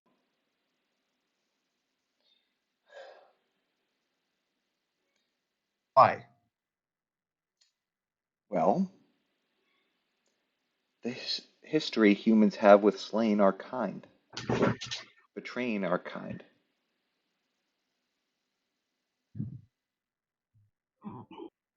It, Betrayal.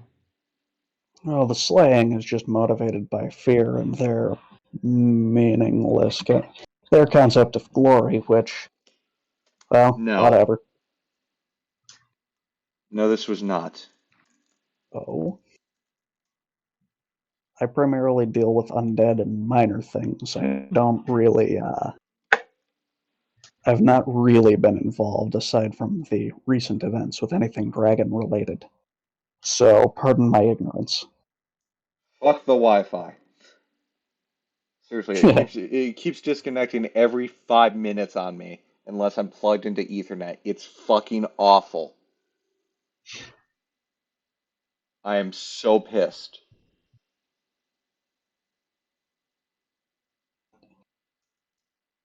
Just like, why the fuck do I have to deal with this? Um,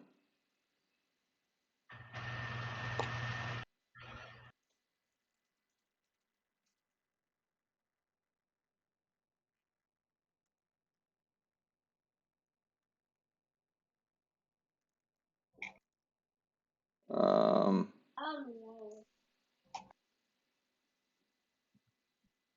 chapter 14, you Slaying the say? dragon. Sorry. Oh, that's in right. This is Rise of Tiamat, chapter 14. What? Is there a chapter 14? There isn't a chapter 14.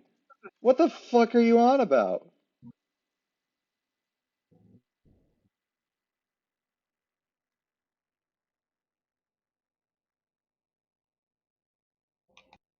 What?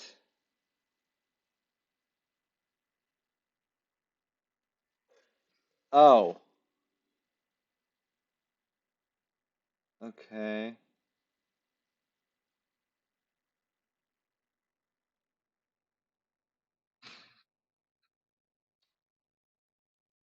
Um, okay. Sorry, the lore here is kind of making me have to dig into really old editions of D&D, like advanced D&D, to actually figure out what the Hmm. hell is going on. Ah. Which is cool, don't get me wrong. But like the mention of something called Dragon Moots, which has no information anywhere in 5th edition, but you have to go back to advanced D&D to figure out what the hell it's talking about, kind of annoying. Anyway, Elias says, um, look, um, my slaying kin, silver dragons, were used to make armor for the Dwarf Lord. Oh, dwarves. My ch Alright, we might my as well just. my own child.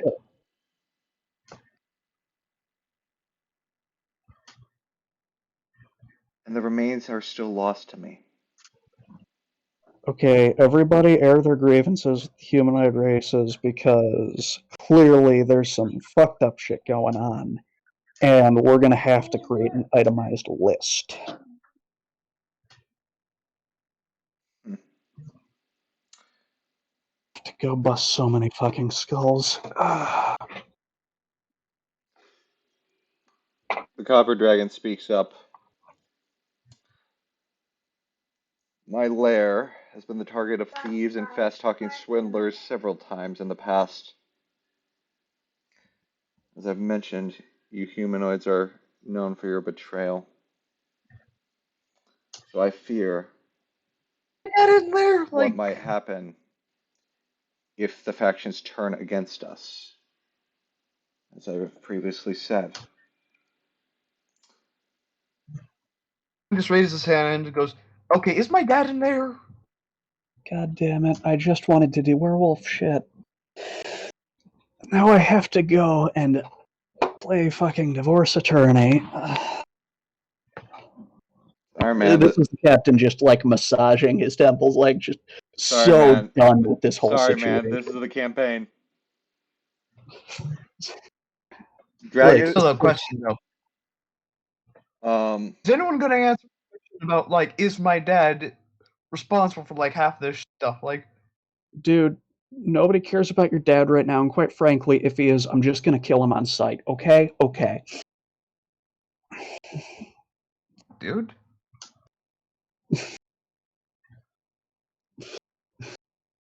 You mentioned Aranthor at one point. Yeah. What did he do? The thieves were sent by him. Okay. Well, he's dead. So, yeah, don't know what to tell you there. Did you perchance recover anything of his? And I just kind of gesture at the Erlia. You do that, because right now the captain is just in physical pain at the degree of stupid here.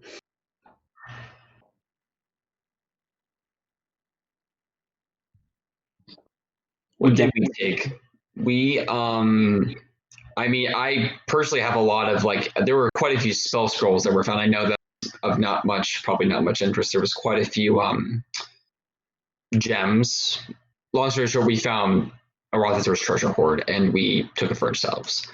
Spell scrolls, you say? He tried to kill us. After Yeah, he tried to kill us. Correct, yes. After he tried to kill us, and that's very clear. Yeah, we. Did one of those spell scrolls happen to be of? Let me double check this here.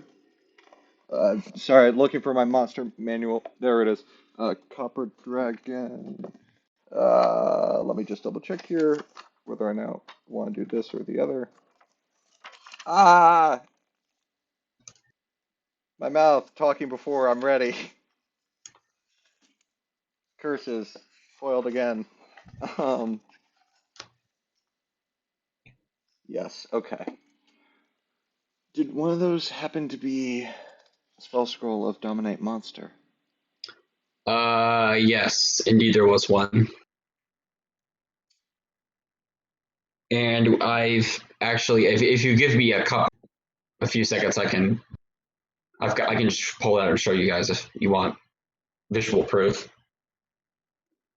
That was a scroll I took from a black dragon I defeated. I earned it, and it holds value to me. Okay, if you want it, I mean, you can have it. I mean, to be blunt, I don't have the capability of using it effectively, so I think I'd much rather give it to someone who can use it effectively than myself. Above board, as a reminder, you can use spell scrolls above your level. Well, I know, but there's some check which I'm This is rather not make. This is an 8th level spell. Right. Yeah, I am aware.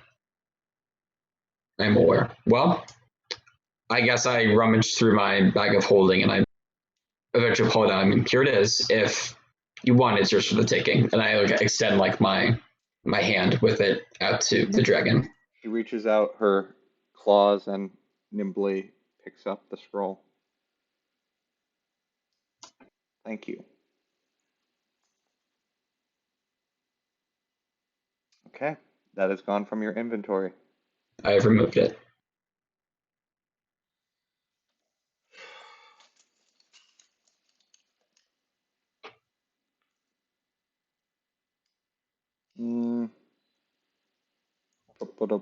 You're good. Who else has complaints?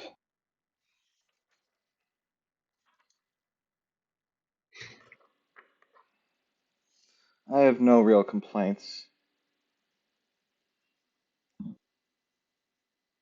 This is the brass dragon speaking, and then the gold dragon speaks up again, saying, "Once again, if you could promise me that formal apology, and my rage is satiated."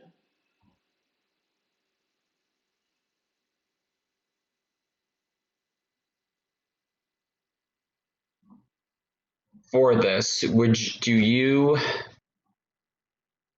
So you want this to be given? You want this apology to be made by like some elven ruler to their people? Is that, and then we just come to you and say once it's been completed, or how? I guess.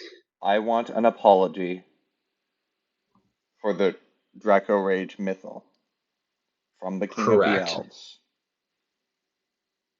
What I'm more concerned about is that is there like any specific evidence did this? Yeah, how does one go about providing evidence of such a thing?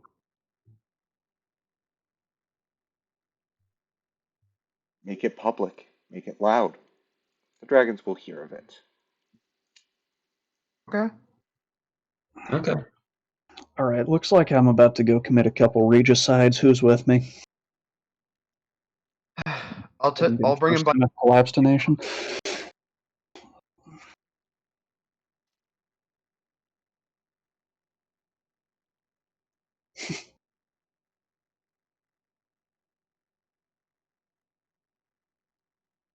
Is there anything else?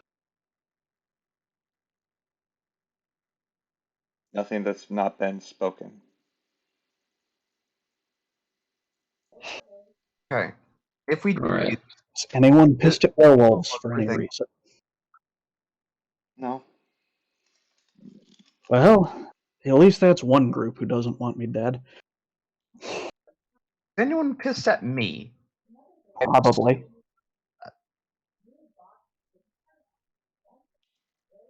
Amongst us, none that I can think of. What about Myaku here? Gesture to my hellhound. Any issues there? Your companion is your own concern. I ask that you be cautious, though. I implore you to be cautious dealing with literal devils and their kin. He's not so different from me. He just wants to hunt. He got put into a shitty situation and got him out of it.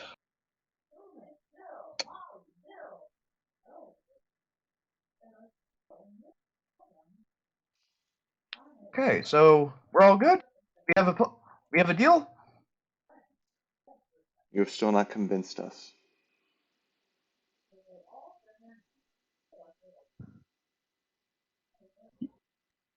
And I roll for a history check to see if there's any other like grievances or an idea of like what they're trying to ask for. Yes. Insight or history? Which one do you want? Probably. That's your call.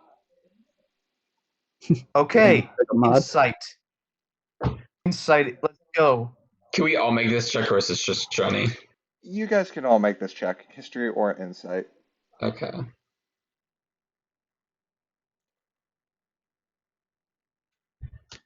Go now. Okay. That was a Ralia, by the way. I mean, for Walter, I mean, think it matters, but Yeah. Sonny, you gonna check? No. No? Okay.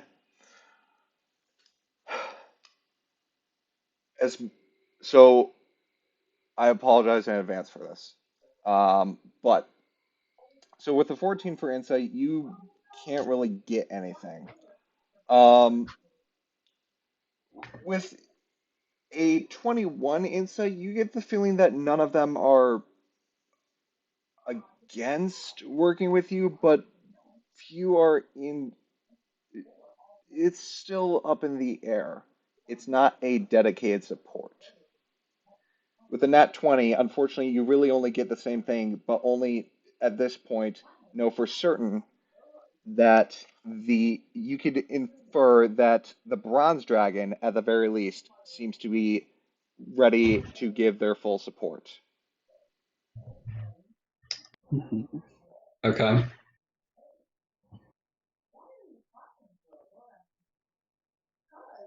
I cannot give any more information.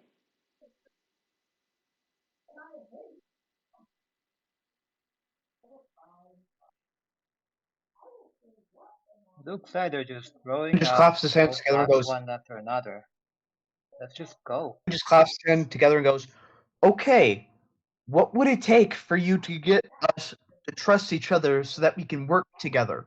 Vertigan? They don't seem interested in that. They just seem We to don't want need to complain. Let's just move trust, on. and there's already a shared goal. You're already, in effect, working together. I mean, you don't. Additionally, it's not like you need to do too terribly much. The other council, I mean, it'd be pretty easy to keep an eye on where they're planning to hit and hit somewhere else at the same time. Like, pincer movements work, guys. Really hard to defend against multiple fronts. You only need enough information. You only need to work together enough to maximize attack effects or other effects. You hardly need to trust these people, and it's not like they're really trustworthy. I mean, but the alternative is kind of just ceasing to exist.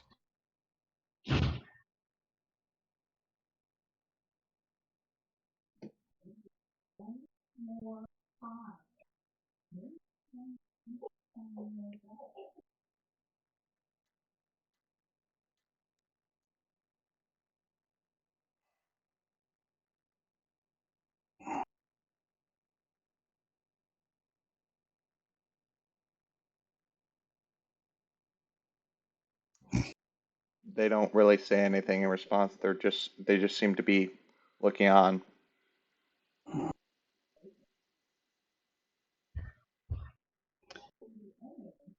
Everything will work out, right? Hmm? That we will all work with each other. Is that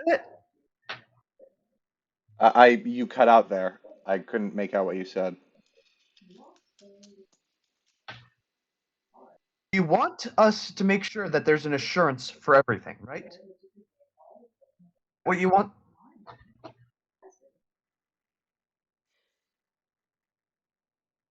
Um, Personally, I would like the remains of my daughter returned to me, and an apology from Ambassador Braunanville. This is the Silver Dragon speaking up. Elia.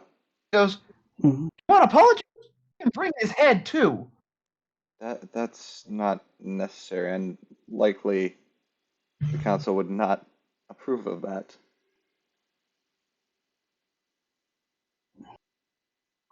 Okay? Your council of Waterdeep. The dwarf to apologize. We'll get the dwarf to apologize. I'll Not bring just it, and I'll bring not. the. I want I want my daughter back.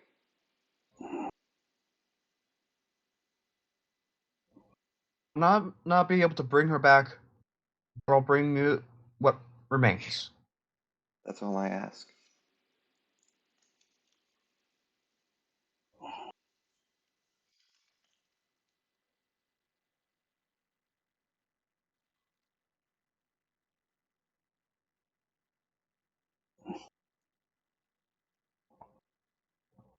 Or anything else you guys want from us?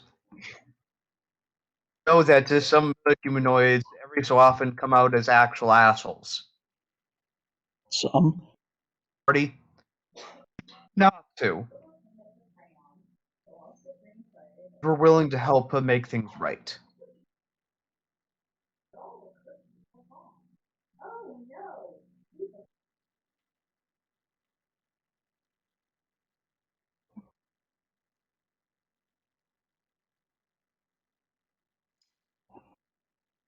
I have to imagine that the Cult of the Dragon, I mean, probably quite a few dangerous artifacts. Would there be any merit for, in your eyes, of us going to destroy any said dangerous artifacts? Luthera actually responds to this, being the brass dragon. Mm-hmm. The masks they possess, they're too dangerous to remain in the world of humanoid races, are aware of where they're hidden. Okay, I mean, Hand them over to us as soon as they are found. All right. we can do that.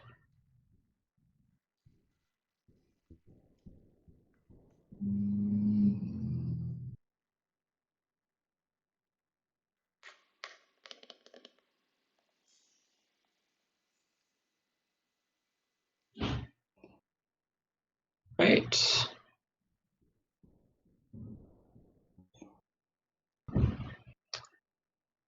So to be clear, we know what she wants. We now know what the brass dragon wants, the one I just spoke to, and we know what the gold dragon wants. The silver one. Hmm? Yeah, we already established that, Johnny. I kind of lost track of the names and the places. Fine. Yeah. Silver Dragon wants her child returned or her remains. Gold Dragon wants an apology from the elves. The Brass Dragon wants the masks handed over to the dragons.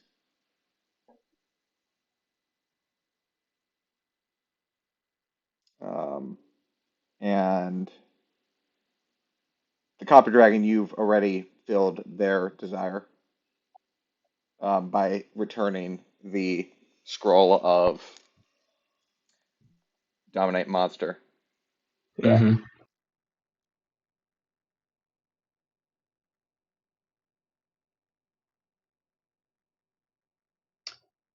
So if I'm understanding correctly, we know what each is now, if they wanted anything to begin with. The Bronze Dragon's just happy to be here. Correct. Yes. He's a good boy. I like him. Right. Right.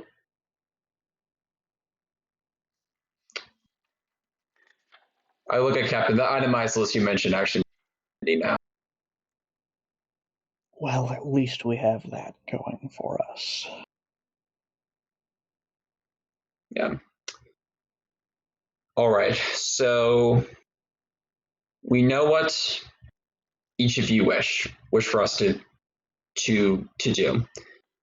If we do these things, well, that in your eyes, humanity's worthiness of your cooperation.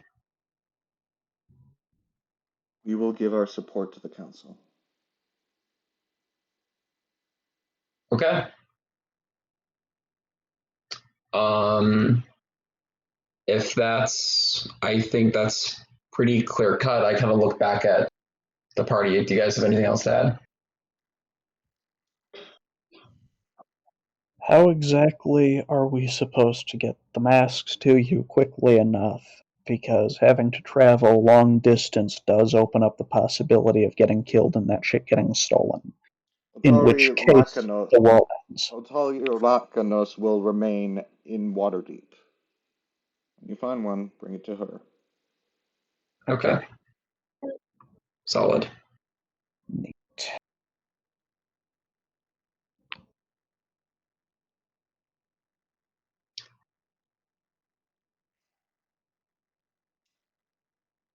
Are you satisfied with leaving?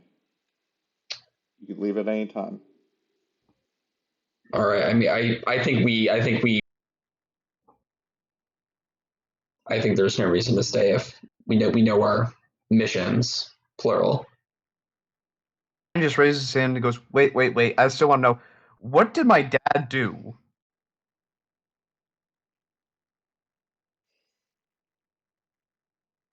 What did Robin DeBanks do? He stole that scroll.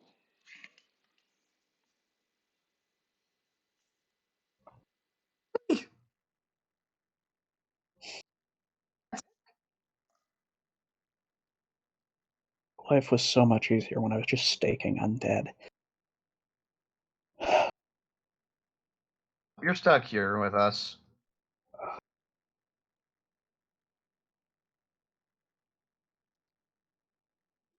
Anyone who wants to can roll an insight check. Yeah. Watch this fail horribly. Yep, it did. Can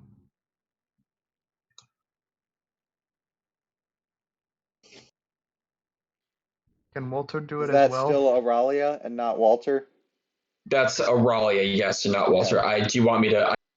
No, I just wanted to clarify so that way I knew whether or not to influence it by the nat 20. Okay, yeah. Yeah. So with the nat 20 earlier and now a 16, you get the impression that Otar, Silver Dragon, whatever. I'm tongue tying myself now. Silver Dragon is garnering their support. The Bronze Dragon is garnering their support, and they are friendly towards you. The Brass Dragon is also satisfied and friendly towards you, though you get the impression that the head of the council, as well as the Copper's Dragon's mood, could be improved further. Okay.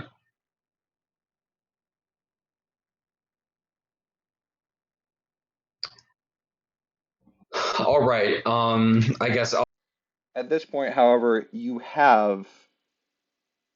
they have said that they will work together with the council. So you have met what you needed to do, but you can do more. Okay. How do we maximize benefit? Friendship?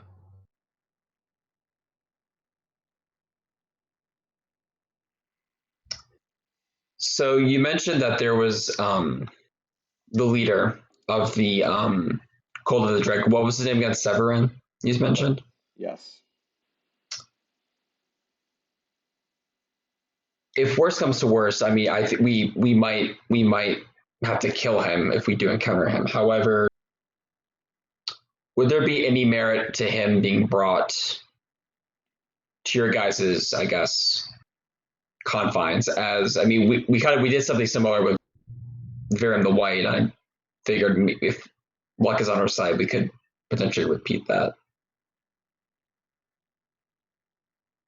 That would be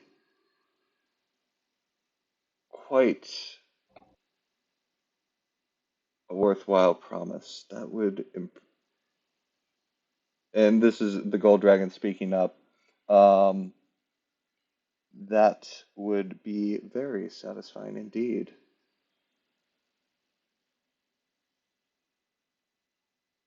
Okay.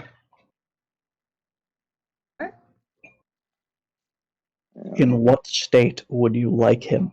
Because it's pretty easy to drag a corpse, but remember, alive doesn't mean unharmed. Either is fine. Oh, All right, that makes things easier. That makes things a lot easier. Just stuff them into the portable hole. Yeah. And um,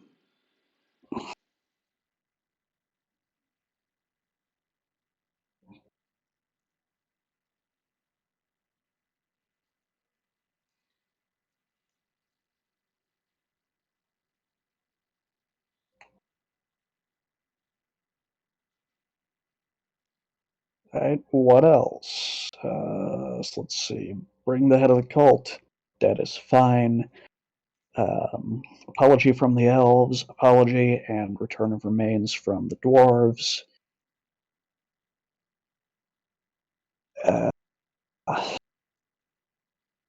Masks, if we can even manage to find and secure them.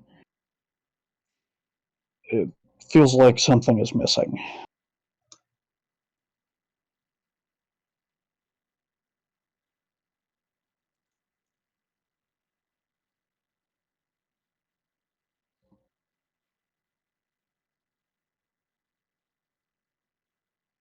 Hello? yes, Yeah, did I miss anything there? Or did my internet cut out? I'm pretty sure you covered pretty much everything. I'll help you keep track of I'll make sure you guys don't forget actually what was said. But if Okay. you're asking below board if anything's missing, Yeah, asking, like, as the captain. hmm.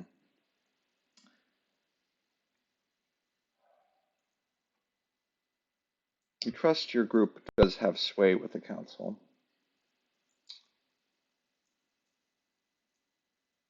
I'm sensing hot. One final concession would be satisfying to ensure their support.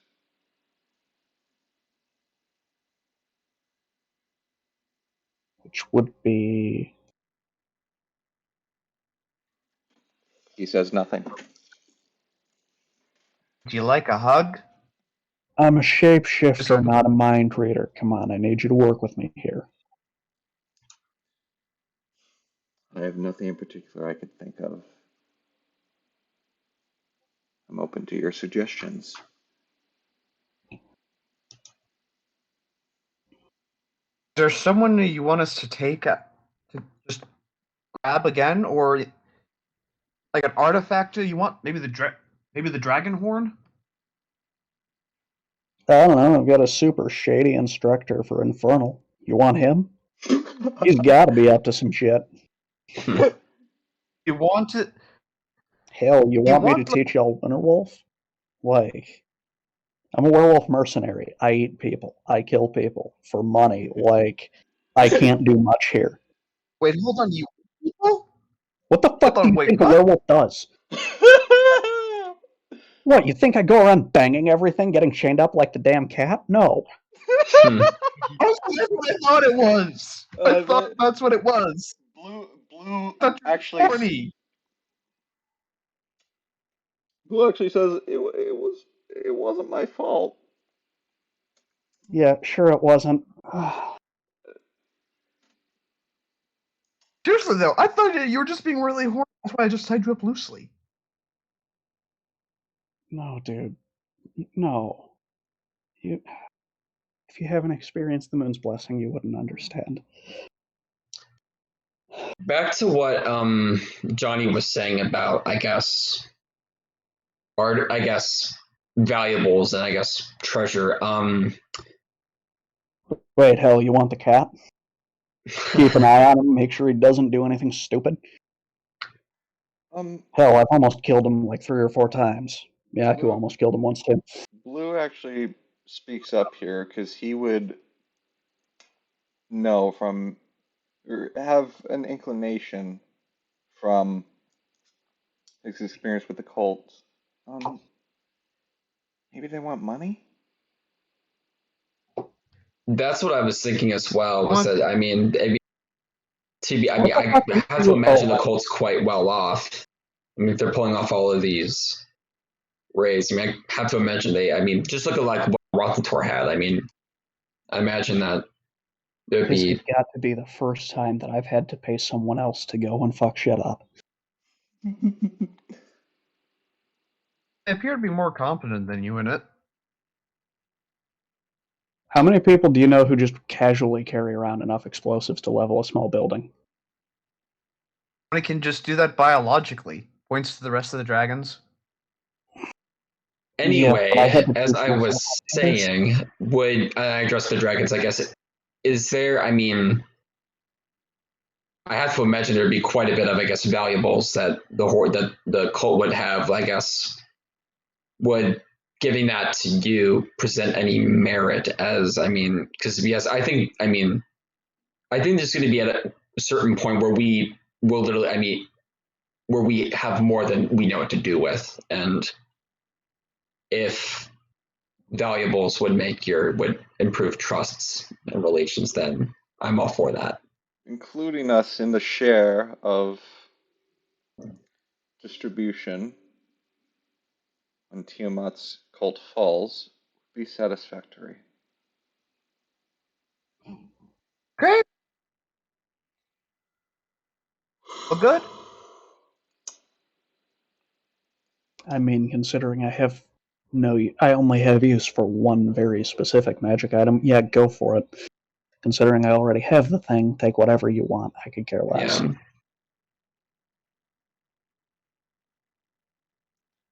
Hmm. Um, I think we could trust them, yes. And this is Lothera speaking up. Yes, it seems so. Well,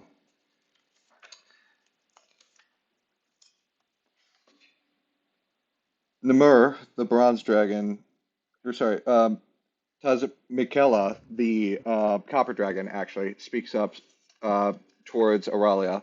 Well, as much as this spell scroll holds sentimental value towards me,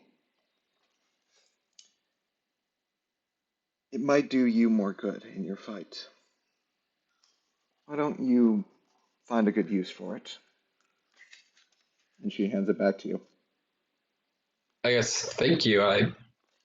I fully wasn't expecting on getting this back, but I will make sure to put this to good use. I appreciate your. I thank you for your generosity. Hmm. Namur seems really happy with this, and she's like, one more thing. And she pulls out from behind her a set of armor, plate armor. But you notice something distinct about it. And she says, I've given this armor to only a handful of people before. It is a sign of my trust. This is plate armor of lightning resistance. Use it well.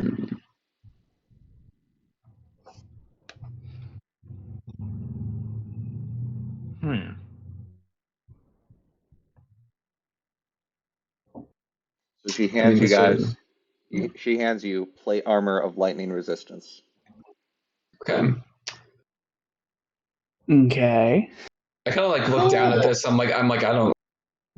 I think I would like fall down if I put this on. I don't. No, I'm she not doesn't used to hand it this. to you. She hands it to you, you as a Right. I collective. know. I was just making comment. I was just making commentary. Like, no, for a fact, this is not. I could not. I would literally think I would fall from like the weight of it because it'd be too heavy for me to like stand up. Captain could probably find some good use out of it, though it is heavy armor. Yeah, that works. I mean, strictly I have proficiency with it. Then you're fine. All it I would do, do have one question though, yes. because I suspect that you'll want this back. How well does it deal with my kind? You can keep it. This is not a unique armor. It's when I said given to people for, it's one I've made a handful of times. I see. It's infused. Um, It's infused with my scales as a sign of my trust. It will protect you from blue dragons in Tiamat's ranks. Sounds lit. We already got to taste. The captain, being a very stoic individual, salutes. Well, now, if that is all, I Two. suppose you must bring them back to Waterdeep, no? Yes. Thank you. Let's be on our way. As she Indeed. lowers her wing to let you guys back on. Okay. Do you guys get on? They picks up Aurelia and just picking them up and taking them up the wing. Okay. So as you guys get on and eventually start to fly back towards Waterdeep, that is the end of the episode. Okay. So, I'm sure you guys are really upset with what was going on there, and I want to provide a bit of an explanation. Okay? Okay. Here's what happens. So, dragons are incredibly wise. However, they are creatures that see race. That's Mm-hmm. really what it comes down to. They see race and class. Okay. Um, Are you talking classes in like character class or yes, like society class? character Probably class. both. Okay. Character class. They don't care about society class, with some exception. Um, Obviously, the Gold Dragon, big thing, wanted an apology from the elves. Was pissed off at you guys in particular from the get-go because one of you was an elf, or appears to be an elf. Grass Dragon, eh. They just start out neutral no matter what. Ha. The Bronze Dragon is friendly towards you no matter what, unless you pissed him off somehow. And the only way you would have done that is like, unless you, quote, behaved in problematic behavior in his presence or where he would hear of it. This would be by pissing off someone from the Harpers or the Order of the Gauntlet, Okay. which you guys haven't done. Right. So he's friendly. Hey. The Copper Dragon really doesn't trust humans, is under the notion of humans are deceptive and thieves.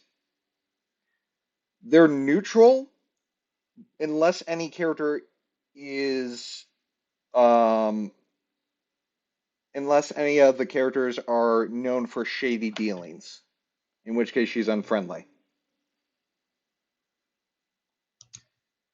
Finally, that's four, I believe. Mm-hmm. The Silver Dragon's just generally neutral. Okay. Unless you guys have a dwarf, which you guys don't. Right. Um, in which case she would have been unfriendly. To satisfactorily complete the quest, you need to get three of them to be friendly, which is based on a table. And the whole way this whole thing works is you're supposed to give concessions. Like it explicitly tells me that I cannot tell you to make concessions, that the players need to think this on their own, Mm-hmm. which is why things were so slow going. I wanted to help, but the book straight up told me I can't. Okay.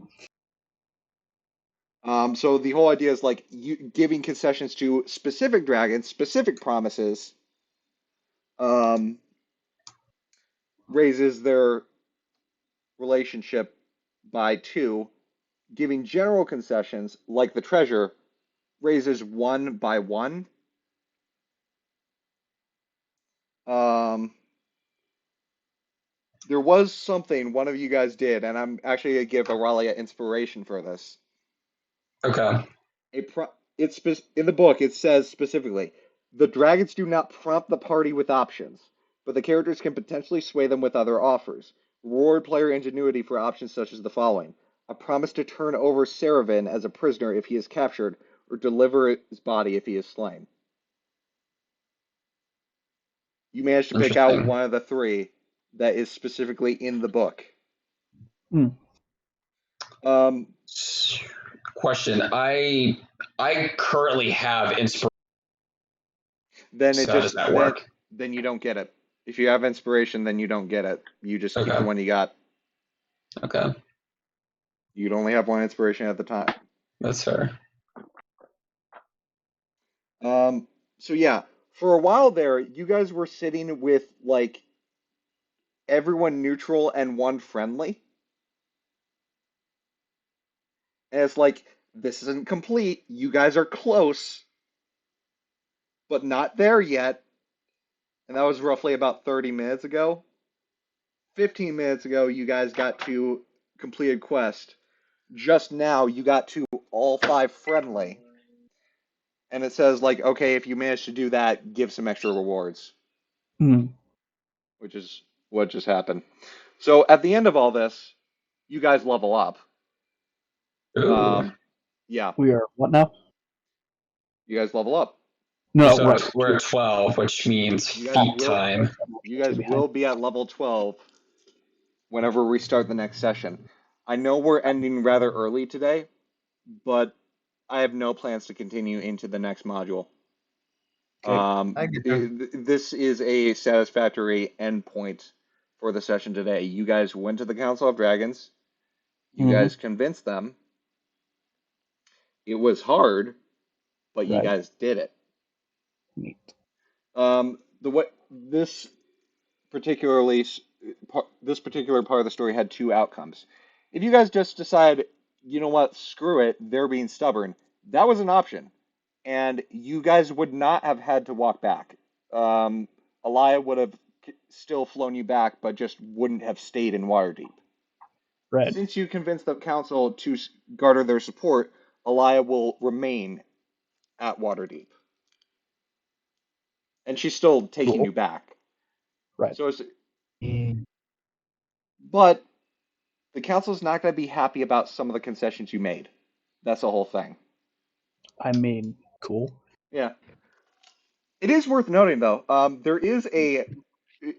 If you ever DM for this module, you can just straight up say, what if we offer you X shares of the gold? Because it's a thing where, like, for each share of the gold, for each share of the gold offered, one dragon improves their mood by 1.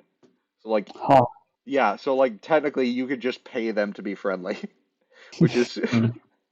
I mean, Finally, hypothetically, we're talking my language. hypothetically, it would be super expensive, and Yeah. the council would be pissed. Like honestly, if a party actually tried to go that route, I would probably say like, yeah, the council is going to be pissed, and you lose members of the council support. So the fact that I just said we'd include them was probably the best route to go, is what Exactly. you're saying. Okay. I sort of steered you towards including rather than giving them all. Okay. You probably didn't notice because I just reflavored it. Yeah. Interesting. But yeah, they for each. Oddly, there's also a specific order it goes in. Uh, with the gold dragon being last. But yeah, good job. Hmm. You guys did it. Nice. That was I imagine that was difficult, and I felt awful because the whole time it's like you cannot tell them what they can offer as a concession, but you could tell them their grievances. The party needs to figure it out. Indeed. Well, I guess all's well that ends in a All's well plate that ends well. plate Yeah. of lightning resistance. Yeah. Um, yeah, that's pretty damn good. Plate armor is the best armor in the game, and it has a lightning resistance Yeah, aspect to it. Yeah. That's probably a very rare or legendary item. indeed. All right, so I guess for future stuff, are we? I mean, I kind of got the impression that like for finals, dead week, finals week, that if we would continue, it'd be a hiatus for those weeks. So next week, if we do anything at all, it's probably going to be an arena session like we did at the very start of the campaign. Remember how that went? Yep. Yeah. And arena sessions by nature are generically shorter. It's just combat. Just Mhm. you are in Pac-Man space. Fight. Plus tarot cards plus dice. Because it's fun. But it's not. I'm gonna say it's not a mandatory session. And beyond that, in terms of continuing over the summer or next semester, we'll talk about that over the next couple weeks. I'm in a situation where I'm figuring out where I'm going to end up. I'm still not sure where I'm going to end up over the summer until roughly later this week, because my job search is still up in the air at the moment. But once I get that all settled and have an idea of where I stand, I can ask you guys where you guys generically stand, and we could see whether we want to continue over the summer and see if Walter's character wants to come back. We could, and potentially, if not, we could see about just continuing next fall. Yeah, I'd probably need to pick up next fall. Beginning of the summer, I have to move my shit out of my apartment, and then If we do it over the summer, we'd wait a couple weeks. There would be a couple weeks break. Well, yeah, but there's this weird period that's going to be up in limbo where I'm going to have to be like moving a bunch of shit from a bunch of places to a bunch of places because like I have to get if I get the job that I'm looking at, I have to go north before I can go south. Interesting. There's a couch. Ah. Yeah. Big ass couch. Very comfortable. Understandable. Yes. And free because family was cleaning out and remodeling. Yes. Well, that's fair. I guess that is going to be, this is probably going to be the first time I'm saying this, that is going to be the end of season 1 of The Rise of Tiamat. I guess this is the first time I've uploaded a full season of VOD, so yay, milestone. The VODs are on YouTube. The last one will be uploaded at some point today. Anyone who's musically inclined should definitely make like an anime closing theme for us to use. Yeah, hell yeah. Because I mean, like, I have a list of all nice marching shit, but you know, I doubt that you want some of the ones that I have there. They are incredibly fucking dark. Anyhow, yeah, that's the end of season 1 of The Rise of Tiamat. I hope you guys have had as much fun with it so far as I have. I'm hoping to continue it with you guys, or if not, maybe I'll take a role as a player with you guys. It'd be interesting to adopt that role again because I did have a lot of fun with Azeroth. If need, I mean, well, to be blunt, I don't know how much I'll have going on because I'm starting my real job like in June, no July, excuse me. But if I would be open to DMing something if we decide to go that route. Yeah. Ted, I know. I turned off of the thing because this is starting to get kind of shaky. Anyhow, for those of you still watching, let's see who I can raid. Games Done Quick is doing Katamari.messy. That's a fun game. Let's go raid them. Yeah. Well, anyway, I am going to go eat some lunch, but yeah. Yeah. First to the rest of you season, guys, I guess. Yeah, thanks for the season. Bye. I'll be back next Saturday for sure with an arena session, possibly next Sunday as well. And then after that, we'll be off for a little bit of a break for a couple weeks. See you guys next time. Bye-bye. Later. Good session.